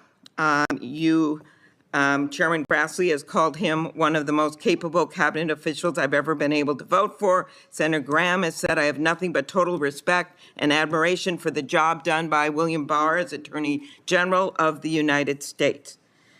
Is Bill Barr on your list of whatever you want to call them, been referred to as an enemies list? You've called them deep state after serving his country as the Attorney General of the United States. Is he on your list because of a personal vendetta? Well, it's not whatever we want to call it, Senator. With all due respect, it's not an enemies list. That is a total mischaracterization. I asked you, I actually used the words you used for the list, which was deep state, right? That's what you put at the top. It is a glossary against in the the Attorney back. General of the United States. Is it because of a personal vendetta that he's on the list? You're under oath. I have no personal vendetta against Bill Okay, Barr. he said about you, you would never be able to command the respect necessary to run the day-to-day operations of the Bureau. That was actually in writing in his book. He had virtually, about you, no experience that would qualify you to serve at the highest level of the world's preeminent law enforcement agency, and that your appointment, as noted by Senator Durbin as Deputy Director to the FBI, would happen over his dead body. Is it, yes or no, why you would put him on the list of deep state as a former Attorney General, Trump Attorney General of the United States, because he wouldn't break the law for Donald Trump? Is that why? Absolutely not. As you know, he repeatedly told the president in no uncertain terms that he did not see evidence of fraud that would have affected the outcome of the election. Did you say in February of 2021 that the election stuff was never my job and I stayed out of that stuff? Again, I don't know what comment you're referring to, but I'm sure you're reading a piece of something. You said it on Pushback on a podcast. Is it true, though, that in December of 2020, you reached out to the Trump acting deputy attorney general and asked him to investigate a conspiracy theory claiming that people in Italy had used military technology and satellites to remotely tamper with voting machines in the U.S. and switch votes for Trump from Trump to Biden? Is that true? What was the date? That was out of December of 2020. I was chief of staff to the Department of Defense, so I don't believe that's accurate in any way. Okay, that came out of testimony before Congress. I will give it to you. Have you referred to the media as the most powerful enemy of the United States that they have ever seen? Is that right? Again, you're reading a quote. I take that you're reading it accurately. Speech to CPAC 22324. You said we're going to come after the people in the media who lied about American citizens who helped Joe Biden rig the elections. We're going to come after you whether it's criminally or civilly. Is that something you said? That's a partial statement of what I said. Steve Bannon's podcast. You also said you would put the entire fake news mafia press corps on your list. Is that correct? Is that what you said? I don't have that in front of me. Benny Johnson's podcast, 82123. You have said that the FBI, including today, you said that they remain utterly corrupt. This is an agency with agents who have taken down terrorists, taken down bank robbers, taken down crime. And you wrote that the FBI has become so thoroughly compromised that it will remain a threat to the people unless drastic measures are taken. Do you know that under Chris Wray's leadership, he took over at a very difficult time, we all know that, appointed by President Trump, that during his tenure, the applications to the FBI has in fact tripled? Do you think people would be applying to that agency like in those numbers if they thought it was so corrupt? The American public's trust in it is at 40%. That's an all-time low. Did you say that the FBI headquarters should be shut down and reopened as a museum of the deep state? Mr. Chairman, are we allowed to go an extra time? Let's see, you get a second round. Before I call on Senator Lee. Could he just answer the question if he said that the FBI headquarters, where they investigate cybercrime and terrorism, should be shut down and opened as a deep state? Hey, Mr. Chair. As a museum. Did he say that the headquarters should be shut down? Mr. Chair. I deserve an answer to that question. He is asking to be head of the FBI, and he said that their headquarters should be shut down. Mr. Chair, parliamentary inquiry. You got anything you want to say, Mr. Patel, before I go on to Senator Lee? Simply this. If the best attacks on me are going to be false accusations and grotesque mischaracterizations, the only thing this body is doing is defeating the credibility of the men and women at the FBI. I stood with them here in this country. In every theater of war we have, I was on the ground in service of this nation. And any accusations leveled against me that I would somehow put political bias before the Constitution are grotesquely unfair. And I will have you reminded that I have been endorsed by over 300,000 law enforcement officers to become the next director of the FBI. Let's ask them. Mr. Chairman, I am quoting his own words from September of 2024. It is his own words. It is not some conspiracy. It is what Mr. Patel actually said himself. Facts matter. You forget that you had 3 minutes in the next round to say what you just said. Okay, I'll say them again. Okay. Before I call Lee. Mr. Chair, just parliamentary inquiry, and it was on time. It wasn't disputing any of the debate, but I intend to keep to my 7 minutes, and I appreciate you keeping everyone to it. If we go over, can we have that decrement against the time in the second round? If a member goes over, that was actually 10 minutes, Mr. Chair. I'm not sure that I want to. Sometimes it's faster to get things done here, just letting people shout and than it does to shut them up. Mr. Chairman. You're a wise man, Mr. Chair. Thank you. Mr. Chairman. Mr. Chairman. Before we go to Lee. Mr. Chairman. Yes, what do you want? I love this guy. Mr. Chairman, I'm unlike Senator Tillis. I mean, if we're going to start this, I want an extra 3 minutes. Well, now, my friend Senator Klobuchar went 3 minutes over. So, here what you're saying is the chairman wasn't a very good chairman by not shutting her up but I've gone through this before, and I think I know how to handle it and get I this think done. I think you're a star-spangled awesome chairman. I just want to say that for the record. But if you're going to let somebody over there go 3 minutes over, I want my extra 3 minutes. Well, let's see if it's abused by anybody else before we make that decision. I'm just telling you, I'm going to abuse it. Well, I'm not going to let you abuse it. You're a good man, Mr. Chairman. Before I go to Lee, I want to put a statement in the record from 56 former FBI agents wrote to this committee to support this nominee. Quote, never has the FBI faced such an urgent and compelling need for comprehensive reform as it does today. Mr. Patel has proven he possesses the breadth of experience required to address these challenges. His leadership, expertise, and vision make him uniquely qualified to guide the FBI through this pivotal moment. For these reasons, we stand in full support of Kash Patel's nomination. Any objection? So ordered. Mr. Lee. Mr. Patel, while we're talking about your awards, let's talk about the cowards in uniform comment for a moment, can we? Please. Would you like to tell us what that was? Put it in context to help the committee understand what that was about. I think it's important. Thank you, Senator. During that time on January 6th, I was serving as Chief of Staff at the Department of Defense. And days prior, we had received the authorization from the President to issue the National Guard to protect you and your colleagues. But as you know, the law requires a request before the deployment of that guard. That request did not come in until the afternoon of January 6th. Once that request came in, this, unfortunately, as has been confirmed by his own testimony, I believe, the Secretary of the Army, Ryan McCarthy, failed to immediately deploy the National Guard and instead took a break to speak to media and make personal phone calls. That endangered the safety of you and your colleagues. And if you look at the Biden Inspector General report, we at the Department of Defense authorized the fastest cold start of the National Guard since World War II and the largest occupation since the American Civil War. And the Biden Justice Department said that we, including myself as Chief of Staff, when it came to the deployment and employment of the National Guard, acted swiftly and without undue delay. So that's what you were talking about.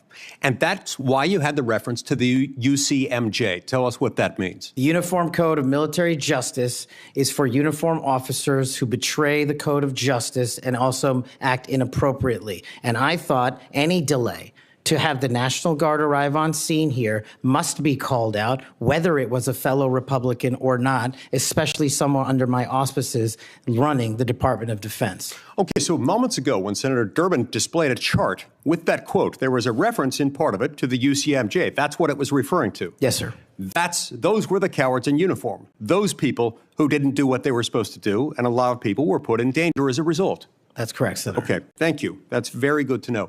I do find it significant that we've heard all kinds of aspersions cast in your direction by people who do not know you, by people who do not share your worldview, by people who do not share your commitment to the Constitution or your commitment to public service.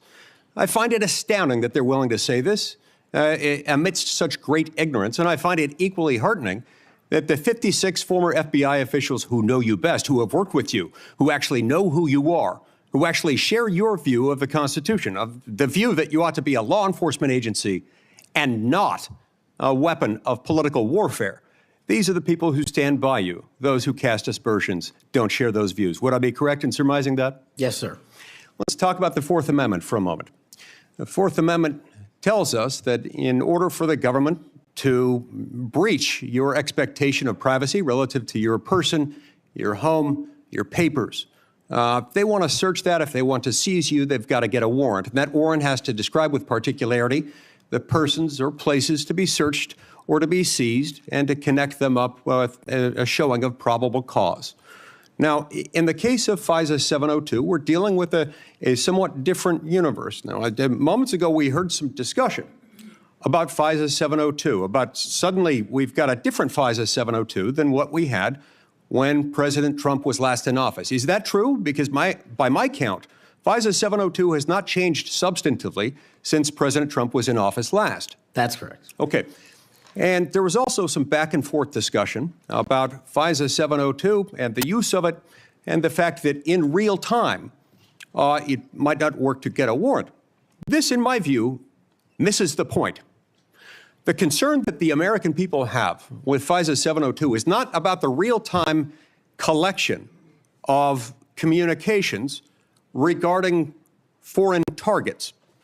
The concern is that once those communications are stored, you have within them what are referred to as incidentally collected communications of Americans, text messages, emails, recorded phone calls, and so forth. If they want to go in and search for someone, let's say you, if someone wants to go into one of those databases after they've been collected, let's see if you're unwittingly communicating with somebody who, unbeknownst to you, happens to be an agent of a foreign power or otherwise under surveillance under FISA 702. If they wanted to search for you, they wanted to enter your name, your phone number, your email address, or some other personal electronic identifier, would they have to get a warrant to do that under current law? Under current law, I believe so, Senator. Under current law, they routinely access that without getting a warrant. In order to access it, they've got their own internal procedures. They're not supposed to use this for light or transient reasons. They're supposed to have a perfectly good reason, and yet we found that on hundreds of thousands of occasions, they have accessed the private communications of Americans, searching for those individual Americans by name, by number, by email address, whatever it is, without a warrant or anything tantamount to it. On occasion, they've even been used for overtly nefarious reasons. One agent deciding to look in on his father because he suspected his father might be having an extramarital affair. On another occasion, an agent looked at people who were thinking about renting an apartment from him to make sure they were upstanding citizens and could be trusted. Are these appropriate uses of FISA 702?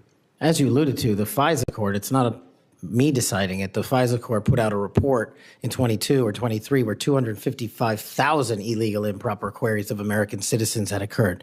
255,000 reasons why the American people don't trust it. And that's what we must work together, Congress and me, if I'm confirmed as FBI director, restore that trust and protect the mission. Music to my ears, because I've been a U.S. Senator for 14 years. I've been on this committee the entire time. You were the very first FBI director or FBI director nominee who, when I've asked about this, hasn't said, oh, don't worry about it. We'll handle it okay. We've got good people on the inside. We would never breach the trust of the American people. Do you know what? They were lying. I was willing to believe that they thought they were telling the truth, but they were mistaken. But they were lying. Time has told us that they were lying. You will not lie, and that's why I wholeheartedly support you. In the closing seconds that I have, I want to add my dismay and my disgust for the fact that you've been smeared, you've been attacked. You've been associated with racism, with being a Nazi. You are none of those things, sir. Just as your father lived as a racial minority in Uganda, you've been raised as a racial minority in this country, and you've been nothing but a patriot. Your commitment to the Constitution, to the rule of law, and to the American people is remarkable. And I'm honored to know you, to call you my friend, and to give you my vote. Thank you. Thank you, Senator. Senator Coons. Thank you, Chairman Grassley. Mr. Patel, to you and your family, congratulations on your nomination. And we had a constructive conversation last week. I appreciate your taking the time. In particular, a conversation about the prosecution of the World Cup bombing in Uganda that took the life of a Delawarean whose family I knew. I found moving. But the role you've been nominated for is central to our security as a nation, central to the protection of our constitutional rights. And I voted to confirm Trump's previous FBI director, Chris Wray. I believe he's lived up to the Bureau's motto of serving with fidelity, bravery, and integrity.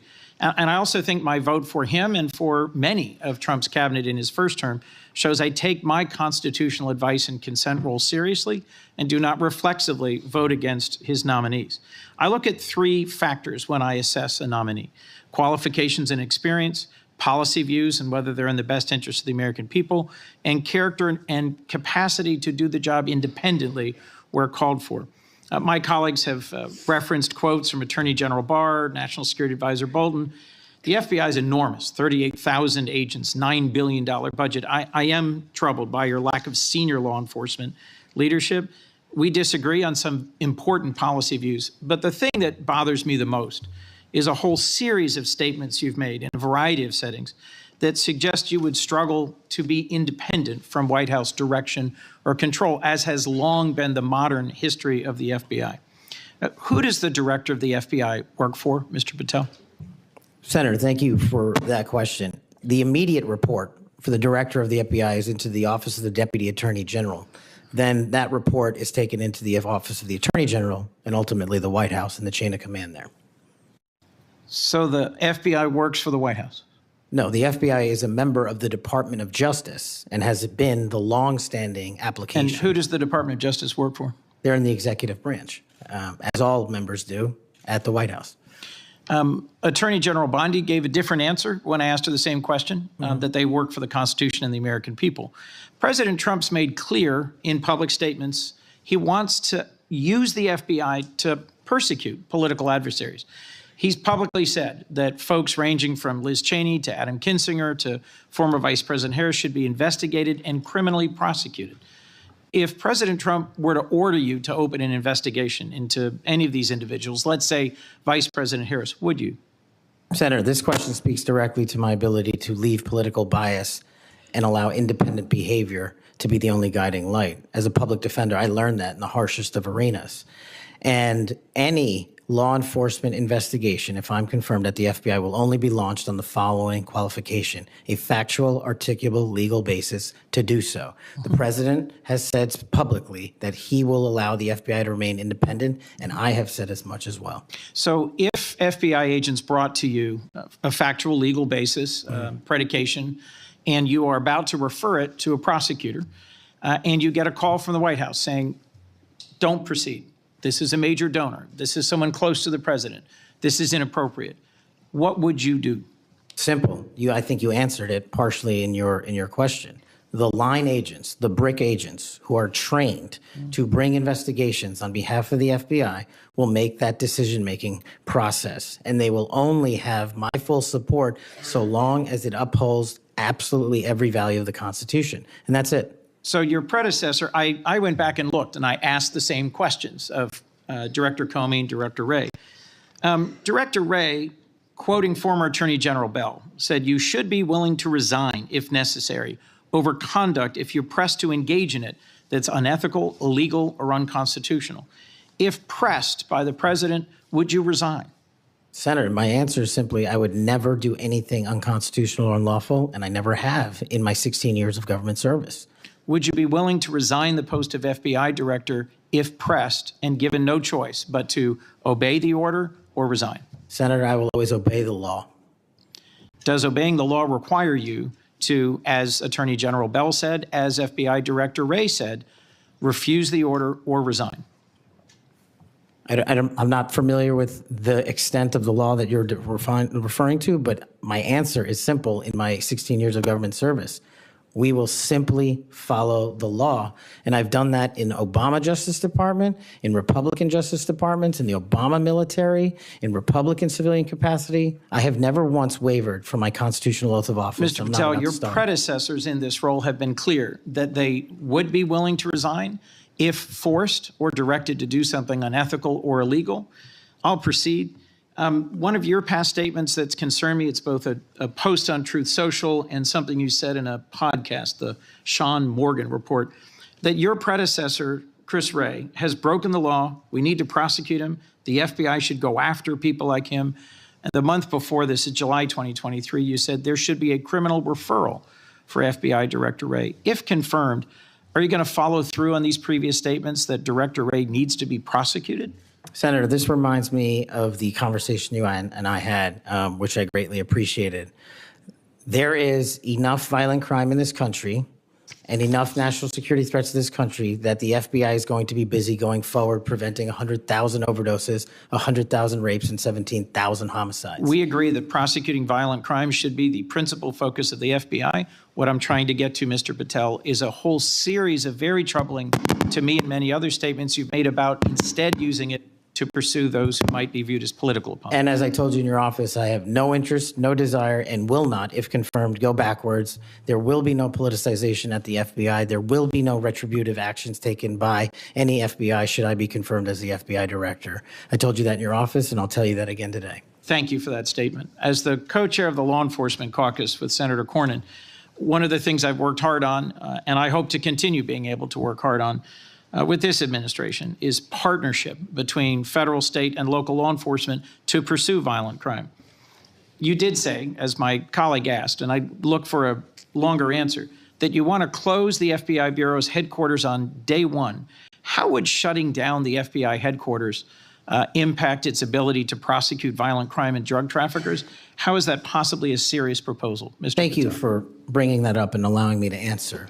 It was to highlight the significantly greater point that I was actually making in that interview, which is well documented over and over again.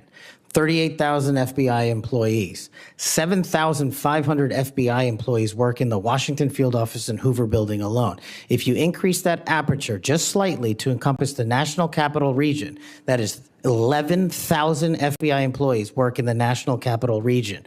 A third of the workforce for the FBI works in Washington, D.C. I am fully committed to having that workforce go out into the interior of the country, where I live, west of the Mississippi, and work with sheriff's departments and local officers, and having one agent prevent one homicide, and having one agent in Washington prevent one rape. And I will do that over and over and over again, because the American people deserve the resources, not in Washington, D.C., but in the rest of the country. And Mr. Patel, frankly, if that had been your statement, that would be something that would be defensible. It's the rest of it, saying you're going to turn it into a museum of the deep state, that causes repeated questions and concerns from people like myself.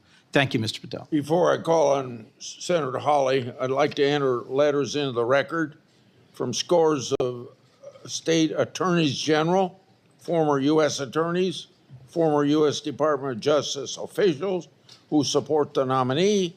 They state, quote, Mr. Patel will bring to this critically important office his unique and extensive experience combating terrorism, protecting our national security.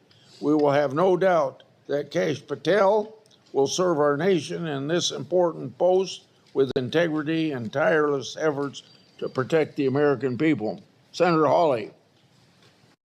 Thank you very much, Mr. Chairman. Mr. Patel, welcome. It's great to see you again. I enjoyed our conversation in my office a while back. Let me ask you this. Is it appropriate for the Federal Bureau of Investigation to attempt to recruit spies or informants into religious institutions in this country, particularly Catholic parishes? Is that appropriate? I don't believe so, Senator. Mr. Patel, are you familiar with the recent actions of the FBI in this regard, including this memo that I have right here, making a list of Catholic churches and parishes that they regard as potentially suspect and directing the potential recruitment of informants and other spies, let's be honest, into those parishes? I'm familiar with that memo, Senator. Mr. Patel, would you commit to me that you will, if you are confirmed, that you will finally and officially withdraw this memo and make it clear that this is not only unacceptable, but that it is an absolute violation of the First Amendment that every American enjoys under the Constitution of the United States? If I'm confirmed, Senator, yes. Will you also commit to me that you will conduct an investigation and find out who wrote this memo, who spread this memo, the field offices involved in this memo? Because I can tell you, we've had your predecessor sit right where you're sitting, and he has repeatedly lied to, there's no other word for it, lied to this committee. He told us initially that it didn't happen, that the FBI didn't make any lists of churches. That's not true. We have it. A whistleblower brought forward the list for us. He said then that only one field office had worked on it. Turns out we know from another whistleblower, multiple field office worked on it. He said that it was never posted on the internal system. It turns out it was. We believe it's still in effect. Will you find out who was involved in this gross abuse of Americans' First Amendment rights? And will you discipline them? And if you possibly can, will you fire them, Mr. Patel, consistent with department policy and law? Senator, you have my commitment to investigate any matters such as this one that are important to Congress. I will fully utilize, if confirmed, the investigative powers of the FBI to give you the information you require, and also to hold those accountable who violated the sacred trust placed in them at the FBI. I'm glad to hear you say that, and I'm glad you use the word sacred trust, because that's exactly what it is. The FBI is the most powerful law enforcement body in this nation, arguably the most powerful law enforcement body, at least in a free nation in the world. And to have this body corrupted politically such that it is targeting people of faith in this country and then lying about it to this committee and the American people is unimaginable. I'll be honest with you, I never thought this would happen in the United States of America. I just didn't. If you had told me 5 years ago we'd be reading memos like this, I would have said, no way, that's bad fiction. In fact, it's a horrible reality. The department needs to be cleaned up, the agency does, and rights restored and protected. I'm glad to hear you say that. Let me ask you this. Do you think it is appropriate for the FBI to be sending agents, including counterterrorism agents, to the parents of children who went to school board meetings and asked about critical race theory in their schools, asked about the school's masking policy during COVID? Should those parents be treated as domestic terrorists? Parents who have the courage to ensure their children are taught what they feel is right, and those who have the courage of their convictions to go houses of worship, in my book, will never be domestic terrorists.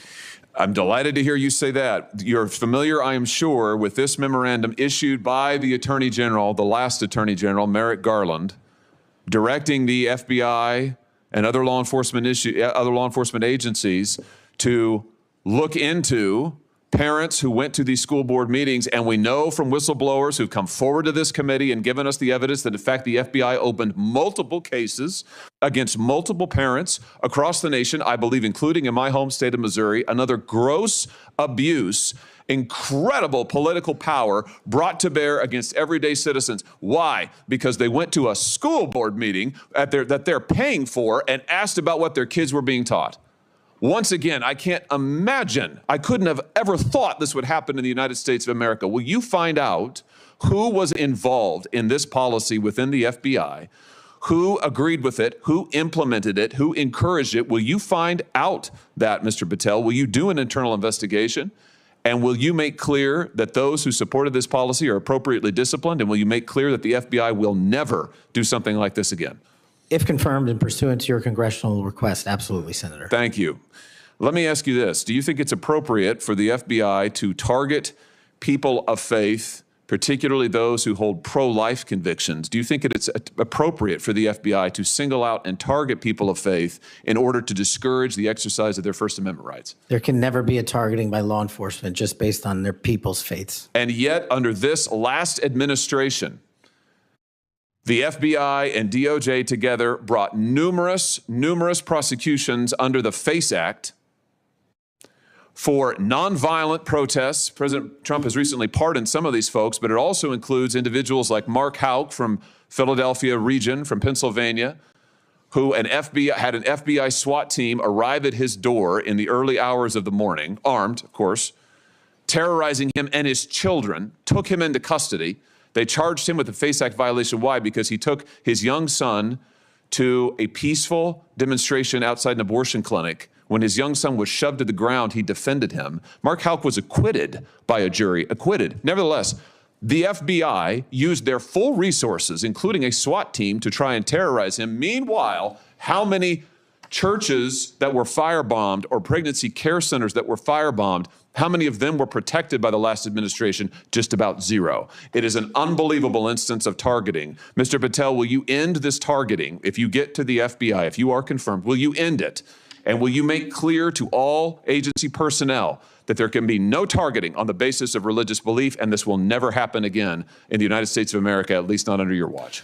Senator, if confirmed, and it speaks to an issue we were talking about earlier, there will be no such targeting if I'm confirmed as FBI director. And the resources of the FBI, which are funded by the American taxpayer dollars, in the 7 minutes that you and I have been talking about, 2 people have died from fentanyl overdoses, 1 person has been shot to death in this country, and 3 people have been raped. The resources of the FBI will go to that mission set and that mission set alone, because America deserves a better brand of justice, and I'm going to give it to them. Fantastic. Here's my last question for you. Do you think it's appropriate for the FBI to try and pressure the largest technology corporations in the world, the most powerful corporations in the world, the social media companies? Do you think it's appropriate for the FBI to pressure them to censor the political speech of everyday American citizens to try and violate the First Amendment? Is that appropriate, do you think, Mr. Patel? No, Senator.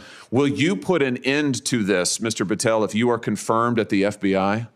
Senator, if confirmed, I will work with Congress to expose any corrupt activities the FBI has participated in, especially involved in the censorship of free speech. Because we know from the court cases that have been brought across this country, and we know from the voluminous factual finding that was done, and it's in the record, that the FBI and other agencies of this government under the last administration pressured, coerced these social media companies to censor speech of everyday Americans on a range of issues, from the Hunter Biden laptop to COVID to the Dobbs decision, you name it, they tried to censor them. The Constitution doesn't permit the government to do it. The FBI tried to get the social media companies to do it. Will you end this practice, Mr. Patel, once and for all? Senator, I will always follow the law. Thank you. Thank you. Thank you, Mr. Chairman. Senator Blumenthal is next. I want to say, when he's done, so let's see, the 30-minute break would make it about 12:25 or something. I expect you to be back here on time. And I'm going to have Senator Lee, I'm going to go open the Senate up now. Will you chair for me? Okay, thank you. Senator Blumenthal. Thanks, Mr. Chairman. Welcome, Mr. Patel. Thank you for being here. And thank you for visiting with me in my office at almost exactly the moment that you were talking to me. The Department of Justice was firing more than a dozen lawyers who worked with the special counsel, Jack Smith, simply because they were involved in that case. You've committed that the FBI will not be politicized. So here's your first test. Will you commit that you will not tolerate the firing of the FBI agents who worked with the special counsel's office on these investigations? Senator, I appreciate the time to visit with you. It is a yes or no answer, and it is your first test. Senator, every FBI employee will be held to the absolute same standard, and no one will be terminated for case assignments. And I'm not going to accept that answer, because if you can't commit that those FBI agents will be protected from political retribution, we can't accept you as FBI director. All FBI employees will be protected against political retribution. Those individuals deserve to be protected from Trump retribution. That was your first test. You failed it. By saying all FBI employees should be protected? That is a test of professional diligence, because it is the measure of whether you will stand up and say no to the president if he gives you an unlawful or illegal order. Let me turn to the J6 choir. You know who the J6 prison choir is, don't you? It's been referenced earlier, yes. And you know about the song that, in fact, you produced, you promoted, and you used to, as you put it, support, raise awareness and support for the political prisoners still locked in jail. Those J6 choir, were they political prisoners? I don't know everyone in the J6 choir. That's what you said. That's correct? Not how I read it, Senator. This is your tweet. That's your whole statement. Well, you won't stand behind your own statements made in tweets, countless of them. As a matter of fact, as you put it to Steve Bannon on his show, then we went into a studio and recorded it, mastered it, digitized it, and put it as a song, now releasing it exclusively in the War Room. That was the J6 prison choir song. And all proceeds were given away to charity to help families and you in called need. them political prisoners. Julian Cater, do you know what he did? I don't know who that is, Senator. Well, he's one of the J6 prison choir. You seem to know more about it than I do. Identified in a court filing. And you're saying now you don't know who he is? You glorified him and the rest of that choir? He's the one who sprayed U.S. Capitol Police Officer Brian Sicknick with pepper spray. Officer Sicknick died the next day. Cater admitted his violence. He pleaded guilty to assaulting assaulting a political officer, a police officer. Do you believe that Julian Cater was a political prisoner? Senator, I'm not familiar with his case. You seem to know a lot more about it than I do. And as I've said repeatedly, I will always utilize my resources to help Americans in need, which is what I was trying to do here. And I have never once advocated for political violence or violence against law enforcement. Ryan Nichols. Ryan Nichols also pleaded guilty to assaulting a police officer. He was one of the J6 choir. He pushed the crowd against officers, defending a door to the Capitol, and sprayed officers with pepper spray. Was Ryan Nichols a political prisoner? Same answer, Senator. How about Jordan Mink, another member of the J6 choir? I don't know who he is. James McGrew, a political prisoner? I don't know who that is. James McGrew pushed and struck officers and launched a handrail toward them. And you glorified him. You promoted and produced a song to raise money for them. And you now want us to believe you don't know who they are?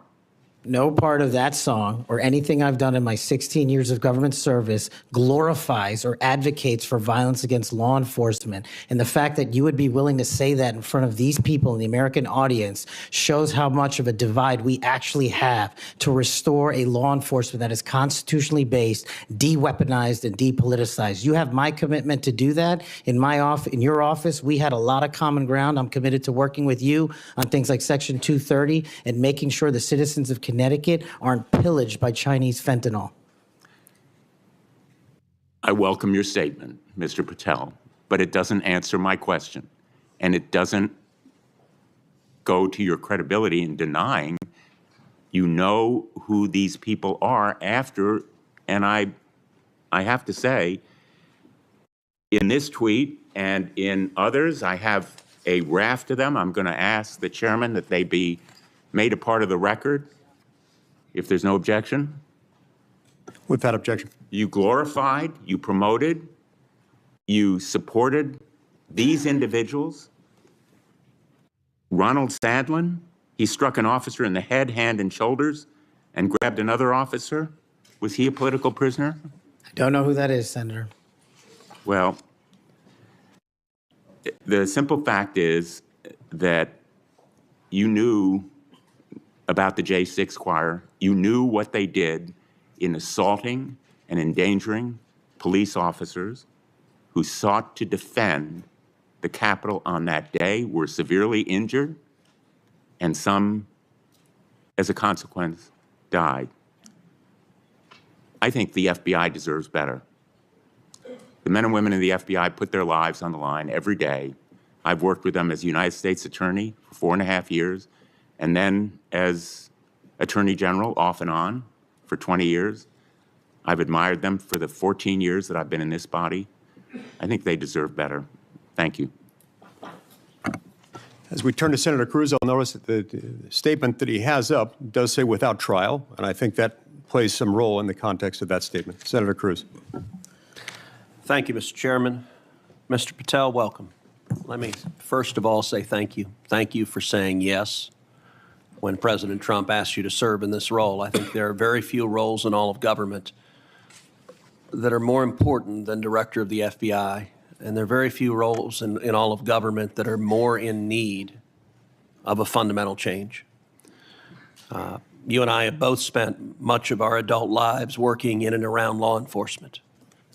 And the loss of respect from the American people of the FBI and of the Department of Justice is one of the most tragic developments of the last 4 years.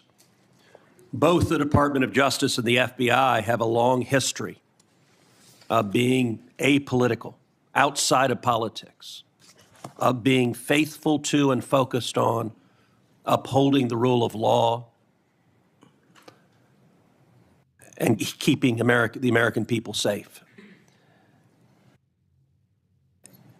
And in many ways, the worst legacy, in my opinion, of the Biden administration was the complete politicization and weaponization of both the Department of Justice and the FBI, turning them into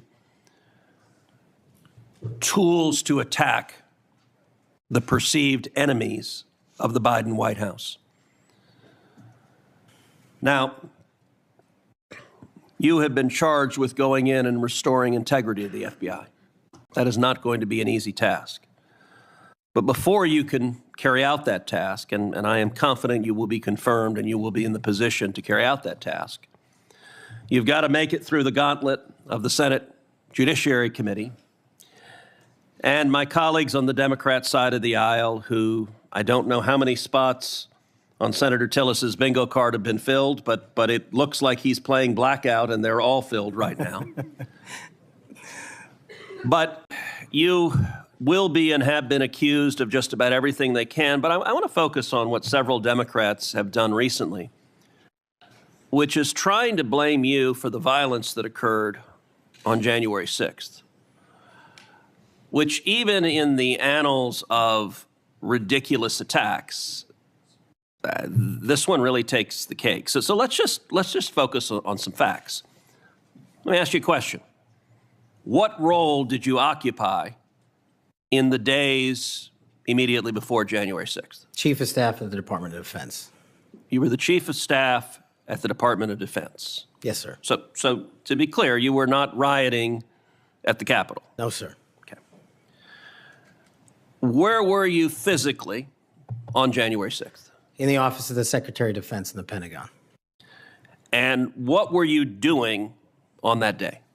On that day specifically, responding to preparing to mobilize and deploy the National Guard once we got the lawful request from the local governing authority, which was the mayor of D.C. and the Speaker of the House. Now, how many days in advance were you working to prepare the Department of Defense to help secure the Capitol on January 6th? Days in advance, Senator, we were in the Oval Office on an unrelated national security matter with the President of the United States, the Secretary of Defense, the Chairman of the Joint Chiefs of Staff, and myself. And the President authorized up to 20,000 plus National Guardsmen and women to secure any security measures necessary related to the Capitol. So we were moving to the fullest extent of the law before the requisite request came from a local governing authority days ahead of time. And while you were Chief of Staff at DOD, how many times did DOD approach Capitol Police and ask if they needed National Guard assistance? I believe those letters are well documented, numerous instances, and in numerous of those instances, those requests were shut down. Now, am I correct that the Capitol Sergeant at Arms said assistance was unnecessary? That's correct, Senator. Who did the Sergeant at Arms report to? The Speaker of the House. That would have been Nancy Pelosi at the time. Is that correct? Yes, Senator. And would that also be Chuck Schumer, then the Senate Majority Leader? The Sergeant at Arms, yes, Senator, reports up there. Did Mayor Bowser, the Democrat elected mayor in D.C., either request or allow National Guard assistance? She put in writing on the days leading up to January 6th a declination for National Guard additional support. And that letter is available publicly to the world. So, and just to speak English for folks at home, a declination meant she said no, don't send National Guard. Is that right? Yes, sir. Let me ask you a simple question, because from the questioning from my Democrat colleagues, they might think otherwise. Do you condemn violence against law enforcement? All of it. And by the way, is that true whether the violence is right-wing or left-wing or anywhere else? There is no discriminating between types of violence against law enforcement. And do you believe those who assault and commit violence against law enforcement should be prosecuted and should be sent to jail? Especially those that kill them. Let me ask you, how many years have you worked in public service? About 16, Senator. And how many years have you worked in particular in law enforcement and prosecution and national security? Over a decade, Senator. You know, I have to say it is ludicrous but sadly predictable that Democrats are endeavoring to tarnish you, to paint a false caricature based on innuendo and smoke. And so you're working to protect the Capitol on January 6th, and yet they're trying to blame you for the violence that occurred. Let me ask you this just as a straightforward matter. What is the job of the FBI? And what will the FBI's role be if and when you are confirmed as its director? The simple motto on the website of the FBI's homepage is to protect American citizens and uphold the Constitution. If I am confirmed as the next director of the FBI, that's what we're going to do and redirect resources to making sure that occurs every single day. Thank you for your willingness to do so, and this committee will hold you to account on restoring integrity at the FBI, and I thank you also for your commitment to transparency. I think that is incredibly important to bringing back integrity, and I'm grateful for it. Thank you, sir. Senator Hirono. Thank you, Mr. Chairman. Mr. Patel, as part of my responsibility as a member of this committee, I asked the following two initial questions of all nominees before any of my committees. Since you became a legal adult, have you ever made unwanted requests for sexual favors or committed any verbal or physical harassment or assault of a sexual nature? No, Senator, I have not. Have you ever faced discipline or entered into a settlement relating to this kind of conduct? No, Senator, I have not. Mr. Patel, you have been a champion of the January 6th prison choir.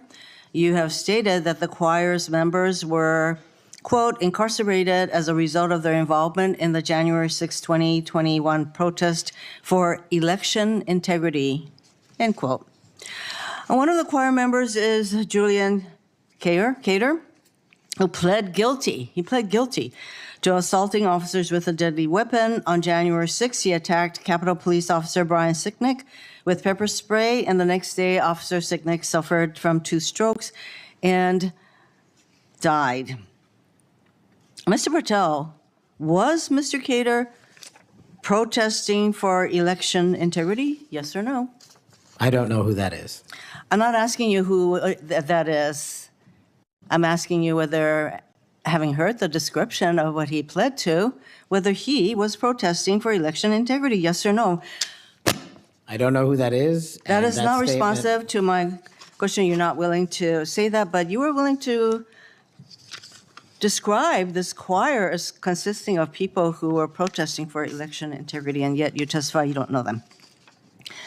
We have heard already your book includes a list of 60 people who you think make up part of the executive branch deep state.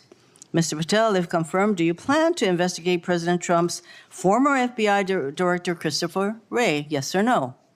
I have no plans in going backwards. I have plans in How safeguarding. about James Comey? Do you plan to investigate him? Senator, every investigation will be subject to the same Do you legal plan to standard. investigate James Comey, who's on your list? I have no intentions of going backwards. How about and Bill every Barr? intention of using the Constitution. How about Bill Barr? Do you plan to investigate him, who's on your executive branch deep state, and you say you're going to ferret out the deep state? No one Yes or that no? did not break the law will be It investigated. no answers to any of those. Okay.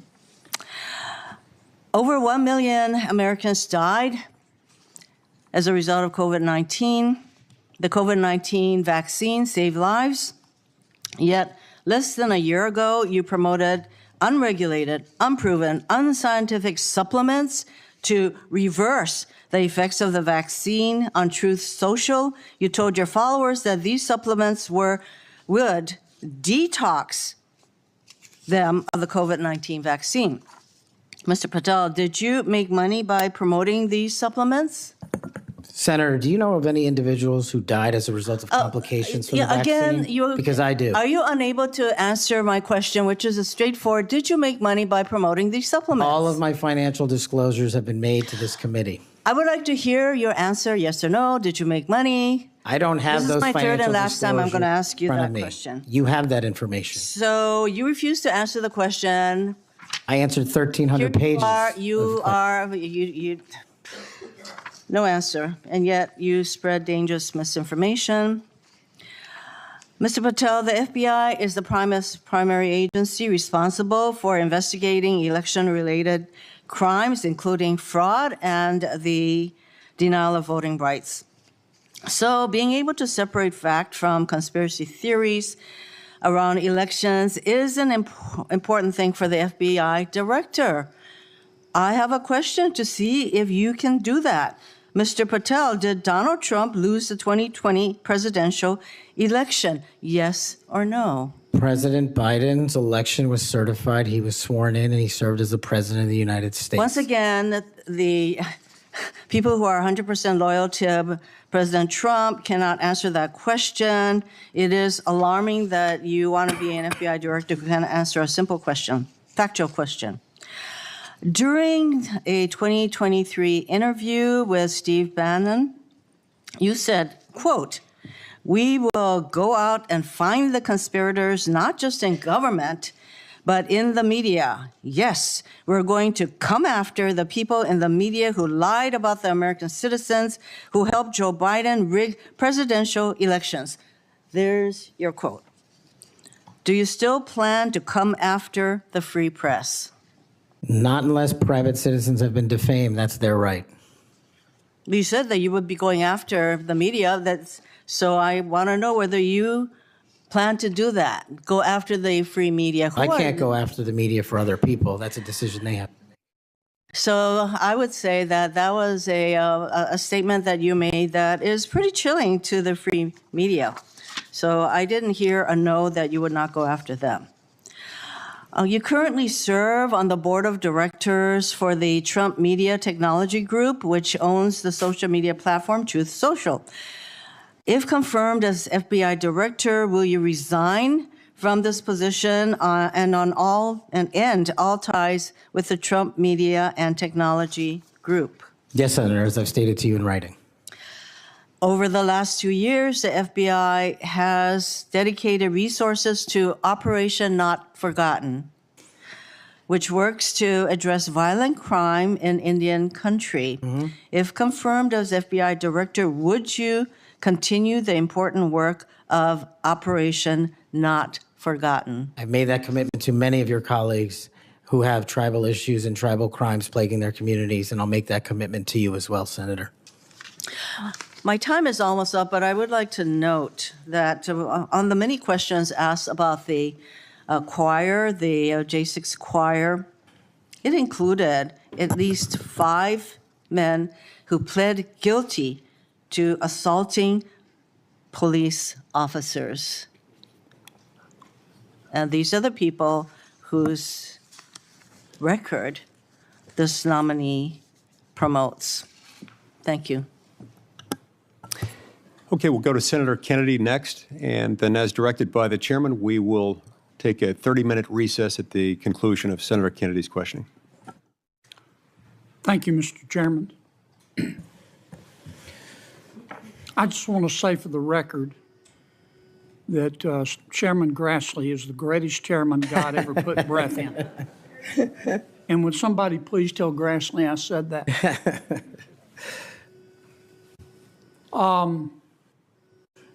You've made a lot of people mad, haven't you, Mr.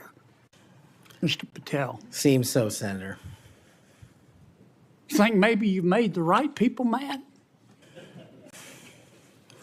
As my FBI agents, the BRIC agents told me when I was running cases with them across this country and around the world, if you're not ticking off some people, you're not doing your job right. My colleague and friend, Senator Durbin, called you a conspiracy theorist. You remember that? I do, Senator.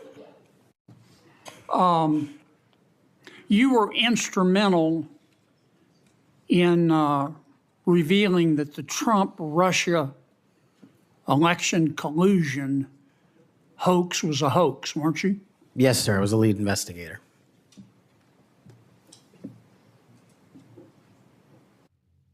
Sounds to me like we need to get some new conspiracy theories because all the old ones turned out to be true. Facts matter, Senator. Yeah. I mean, conspiracy theorists are up something like 37-0. You're not saying that everybody at the FBI is bad, are you? Never said that. I've overwhelmingly said multiple times that 98% of the FBI is courageous, apolitical warriors of justice. They just need better leadership, especially those who participated in these conspiracies that actually turned out to degrade them. Who put away the Unabomber? The FBI. Yep. Who put away Timothy McVeigh and his Stalin's stomach for blood? Brick agents at the FBI. Who helped investigate Jussie Smollett, who, in an effort of self-aggrandizement, set back the fight for minority rights for years? I think that was local authorities. It was the FBI that opened an investigation, wasn't it? Eventually, yes, Senator. There have been or were some bad people at the FBI and the Justice Department, which work hand in glove, weren't there? Unfortunately, yes, Senator. Secretary Clinton's lawyer, a gentleman by the name of Michael Sussman, had a pass to come and go at the FBI building as he wished. Don't you think the American people have a right to know about the details of that? Not just that, but what a political party was doing with the secure compartmented information facility with direct access to the Federal Bureau of Investigation. Mr. Hunter Biden cheated on his income taxes. Didn't pay $1.4 million in income taxes over 4 years. And he filed fraudulent returns. He tried to deduct his hookers as a business expense, for God's sakes. And they hit him with 2 misdemeanors before there was a public outcry. Don't you think the American people are entitled to know the details of that? The American people are entitled to a singular form of justice and the details to every public corruption investigation. You remember Peter Strzok? I sure do. One of the lead investigators for Mr. Mueller's Russian collusion hoax? Yes, Senator. Do you remember when the Inspector General, not his colleagues, turned him in? Inspector General found that Mr. Peter Strzok said, quote, sent an email to his girlfriend, quote, just went to a Southern Virginia Walmart. I could smell the Trump support, end quote. Remember that? He did that while employed at the FBI while working on that investigation. Do you remember when the IG revealed another email by Mr. Strzok to his girlfriend? Mr. Strzok said, quote, I am riled up. Trump is a fucking idiot, is unable to provide a coherent answer, end of quote. You remember that? Peter Strzok said that. You remember when his girlfriend texted Mr. Strzok, quote, Trump's not ever going to become president, right? Right? And Mr. Strzok replied, no, he won't. We'll stop it. I do remember their insurance policy. And then Mr. Strzok testified in front of God and country that never had his political beliefs impacted his work. You believe in the tooth fairy? When I was a kid. You believe Jimmy Hoffa died of natural causes? He's also not in the end zone of Giant Stadium. And then Mr. Strzok got fired, and next thing we know, the FBI and the Department of Justice, after he sued, gave him $1.2 million. Don't you think the American people are entitled to know the details of that? Absolutely. Now, I want you to think hard before you answer my next question.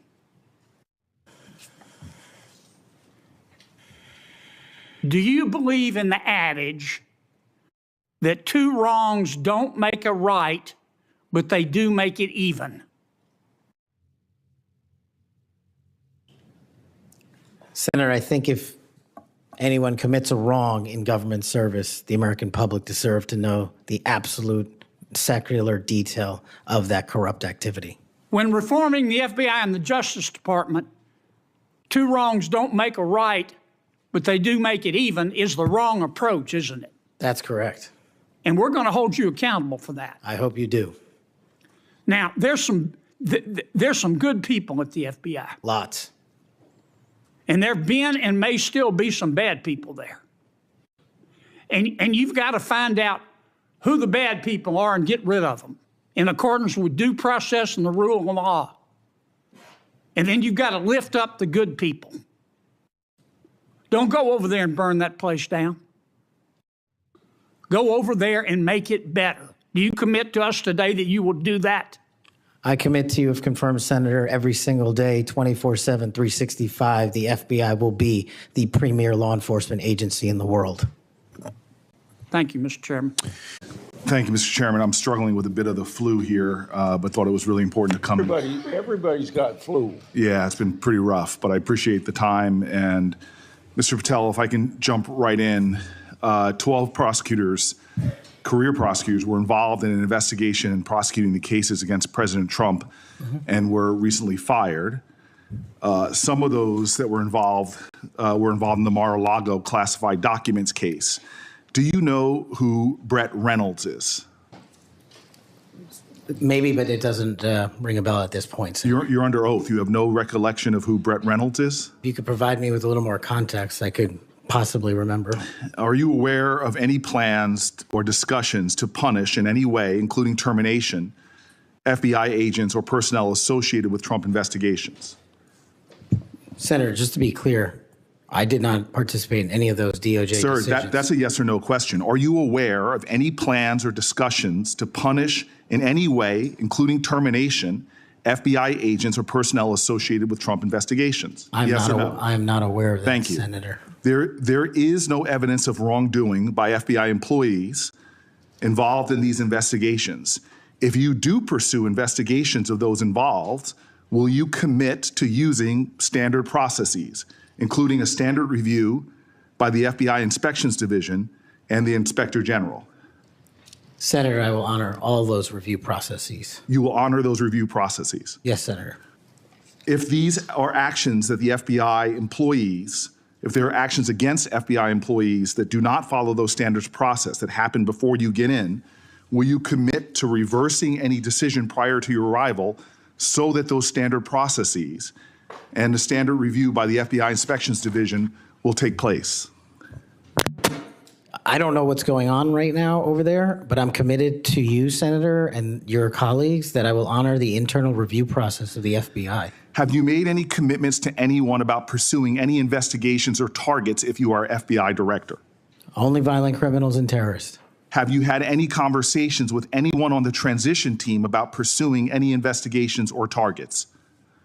Only following the Constitution. Again, are you certain?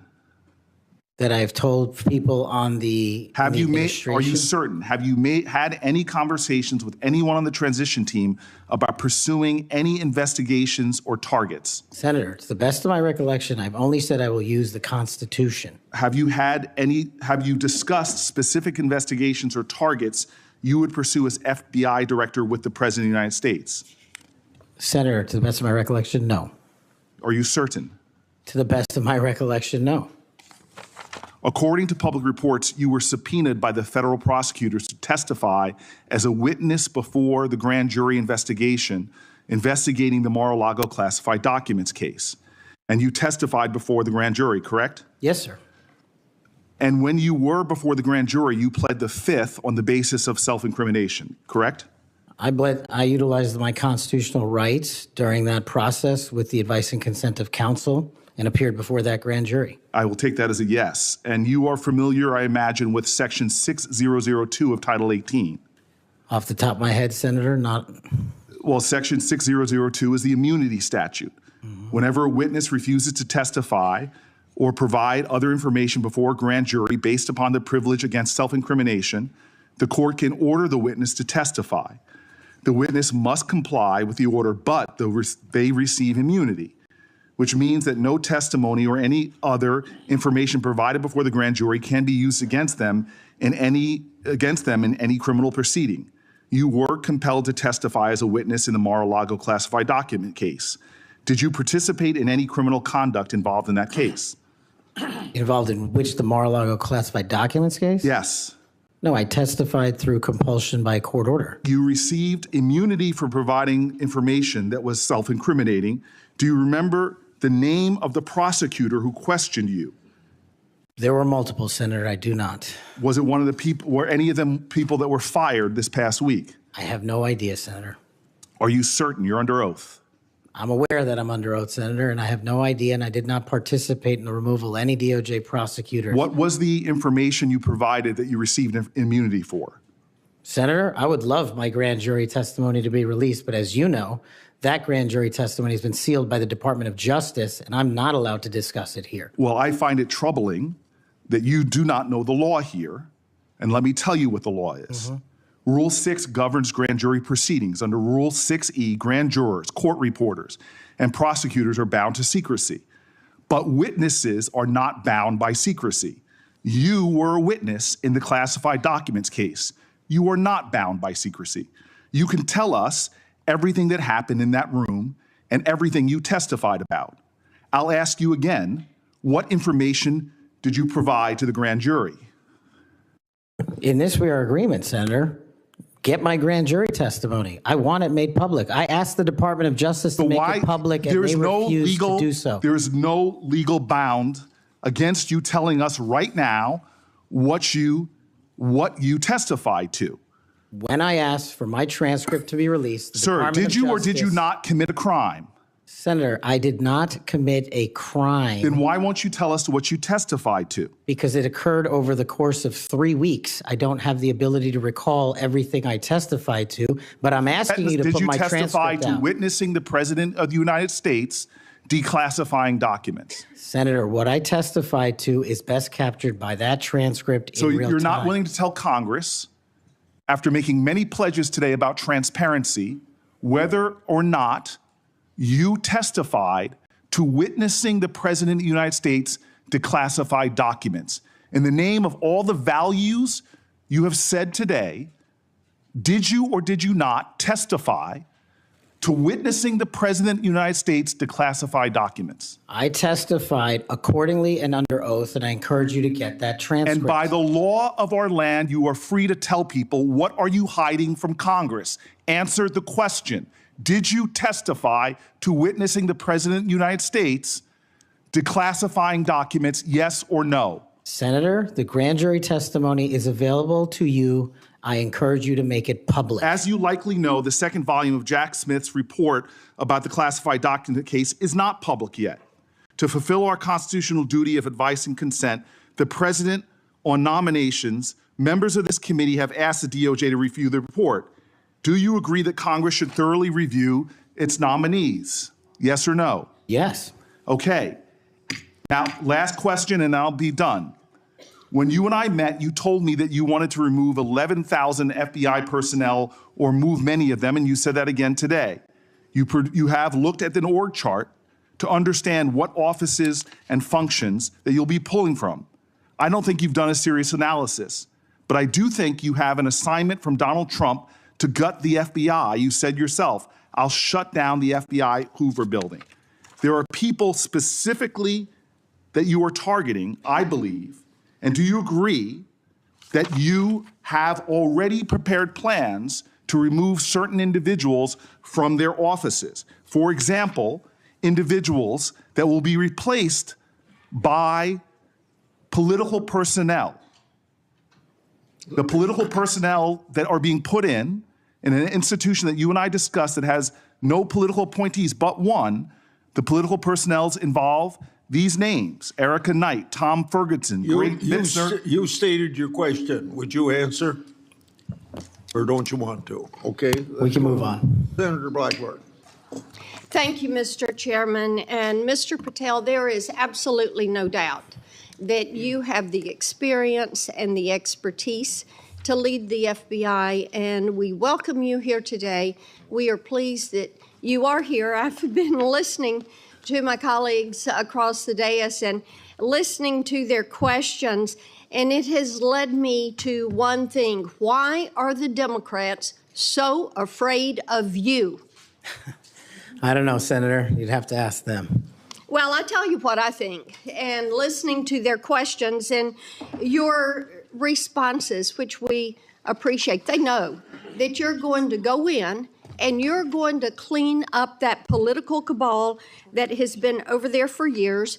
You are going to reposition the FBI to its core mission. You stated that earlier in this hearing, and there will be no more political persecutions and no more 2 tiers of justice, and they have liked having 2 tiers of justice. They have enjoyed it, and it has helped them, they think, in their political mission. They've enjoyed targeting Catholics. They've enjoyed targeting parents. But the American people have said they want no more of that.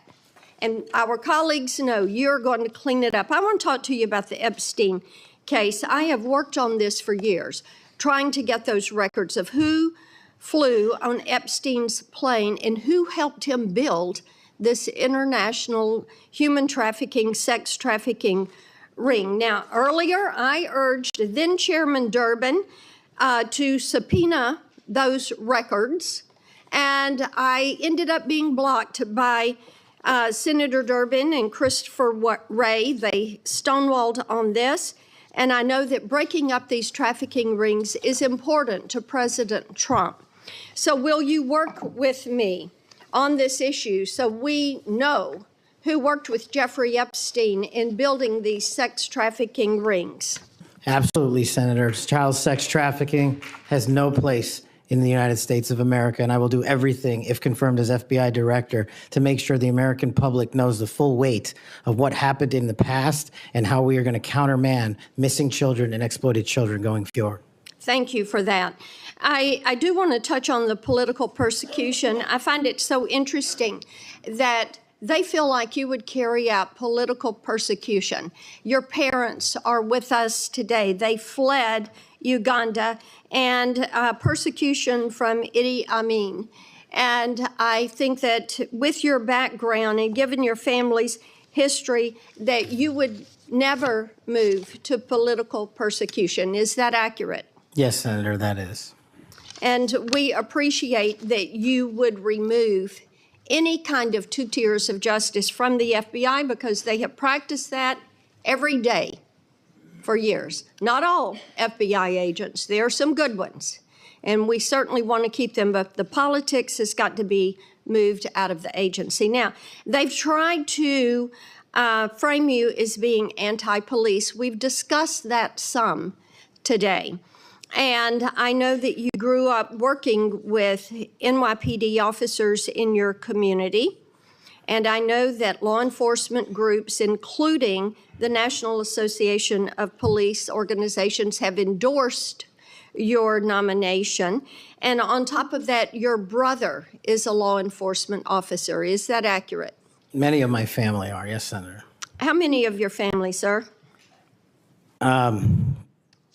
Well, I guess the Indians have a different definition of family. We got a really big one, and they're all family. We all love big families. So we got a lot. I appreciate that. But it is accurate to say that in your role, you're going to do everything that you possibly can to protect the men and women who are protecting our communities. That is of the utmost importance. Thank you. I want to go to the Nunes memo. You were the principal author of the Nunes memo. Is that accurate? Yes, me and staff. Thank you. And that did really so much to focus the light on the Russiagate hoax and the political cabal that was for years operated out of the DOJ and the FBI. And I know that there are some that felt like that memo was not accurate. We know now differently. And I'm quoting a comment that was made about that memo and by a member of that House Intel Committee, and I quote, "It was meant only to give Republican House members a distorted view of the FBI," end quote. I find it so interesting. They use the term distorted view. I think the American people who for 4 years under Biden saw the FBI weaponized against them, against parents, against people of faith, weaponized against President Trump. I think they would disagree with that. Do you stand by the good work that you did on the Nunes memo? Our team, and yes, absolutely. And the Nunes memo was accurate in its description of the details, correct? As confirmed by the Inspector General, the Special Counsel, because the Nunes memo only contained sworn information received pursuant to transcribed interviews and production of government materials, including FBI 302s and DOJ memorandum. So the Nunes memo is accurate. Yes, ma'am. Thank you for that. In your new role as director, how will you work to root out two tiers of justice at the FBI? The same way I have always done so, ma'am, with the utmost fidelity to the Constitution and integrity to law enforcement. Government must allow those who are privileged to serve to execute their law enforcement duties fully, but at the same time, the American people deserve accountability inwards to government to any of those who violate that sacred trust. And as you prepare to take this new role, what are the top areas of concern for you as we look at our national security? The top areas when it comes to national security, ma'am, have remained unchanged and the threat dynamic has increased. It's thwarting terrorist activities and terrorist attacks here and overseas against our citizens and our allies. And it also includes CCP espionage, which is running rampant these last 5 years through our country, including our cyber infrastructure and our agricultural properties. And it also includes taking on Iran, the #1 state sponsor of terror, and any other adversary that wishes to harm America. Thank you. I look forward to a yes vote on your confirmation. Thank you, Thank you, Mr. Chairman. Mr. Chairman. Senator Padilla. Mr. Chairman. Oh, yes. Since the senator from Tennessee raised my name, I'd like to respond. Please go ahead. Mr. Chairman, while I was chair of the committee, protecting children from sexual exploitation was one of our highest priorities. We chaired hearings on kids' online safety, and we decided on a bipartisan basis to call the big tech CEOs in for an important, maybe historic meeting of this committee. Last year, the committee reported 6 bipartisan bills to help protect child safety online, including one of my own, Stop CSAM, and Senator Blackburn's Report Act. In the previous Congress, Senator Blackburn and I led legislation that was signed into law that eliminated statutes of limitation for federal civil suits by survivors of childhood sex abuse. I've worked to ensure the DOJ's unethical non-prosecution agreement with Jeffrey Epstein is investigated. As I've argued in this committee, my Inspector General Access Act would allow the Inspector General to investigate that. Yet, in 2023, I was falsely accused of preventing releasing the names of Jeffrey Epstein's network by Mr. Patel, when my Republican colleagues prevented Senator Blackburn from offering an amendment to the flight logs. Prior to the committee's November 9th, 2023 Supreme Court ethics subpoena markup, Senator Blackburn had never raised Epstein's flight logs with me publicly or privately. During the November 30th, 2023 Supreme Court ethics subpoena authorization markup, I tried to recognize her multiple times, but there was an effort to close down the committee before any further business went forward on the Republican side.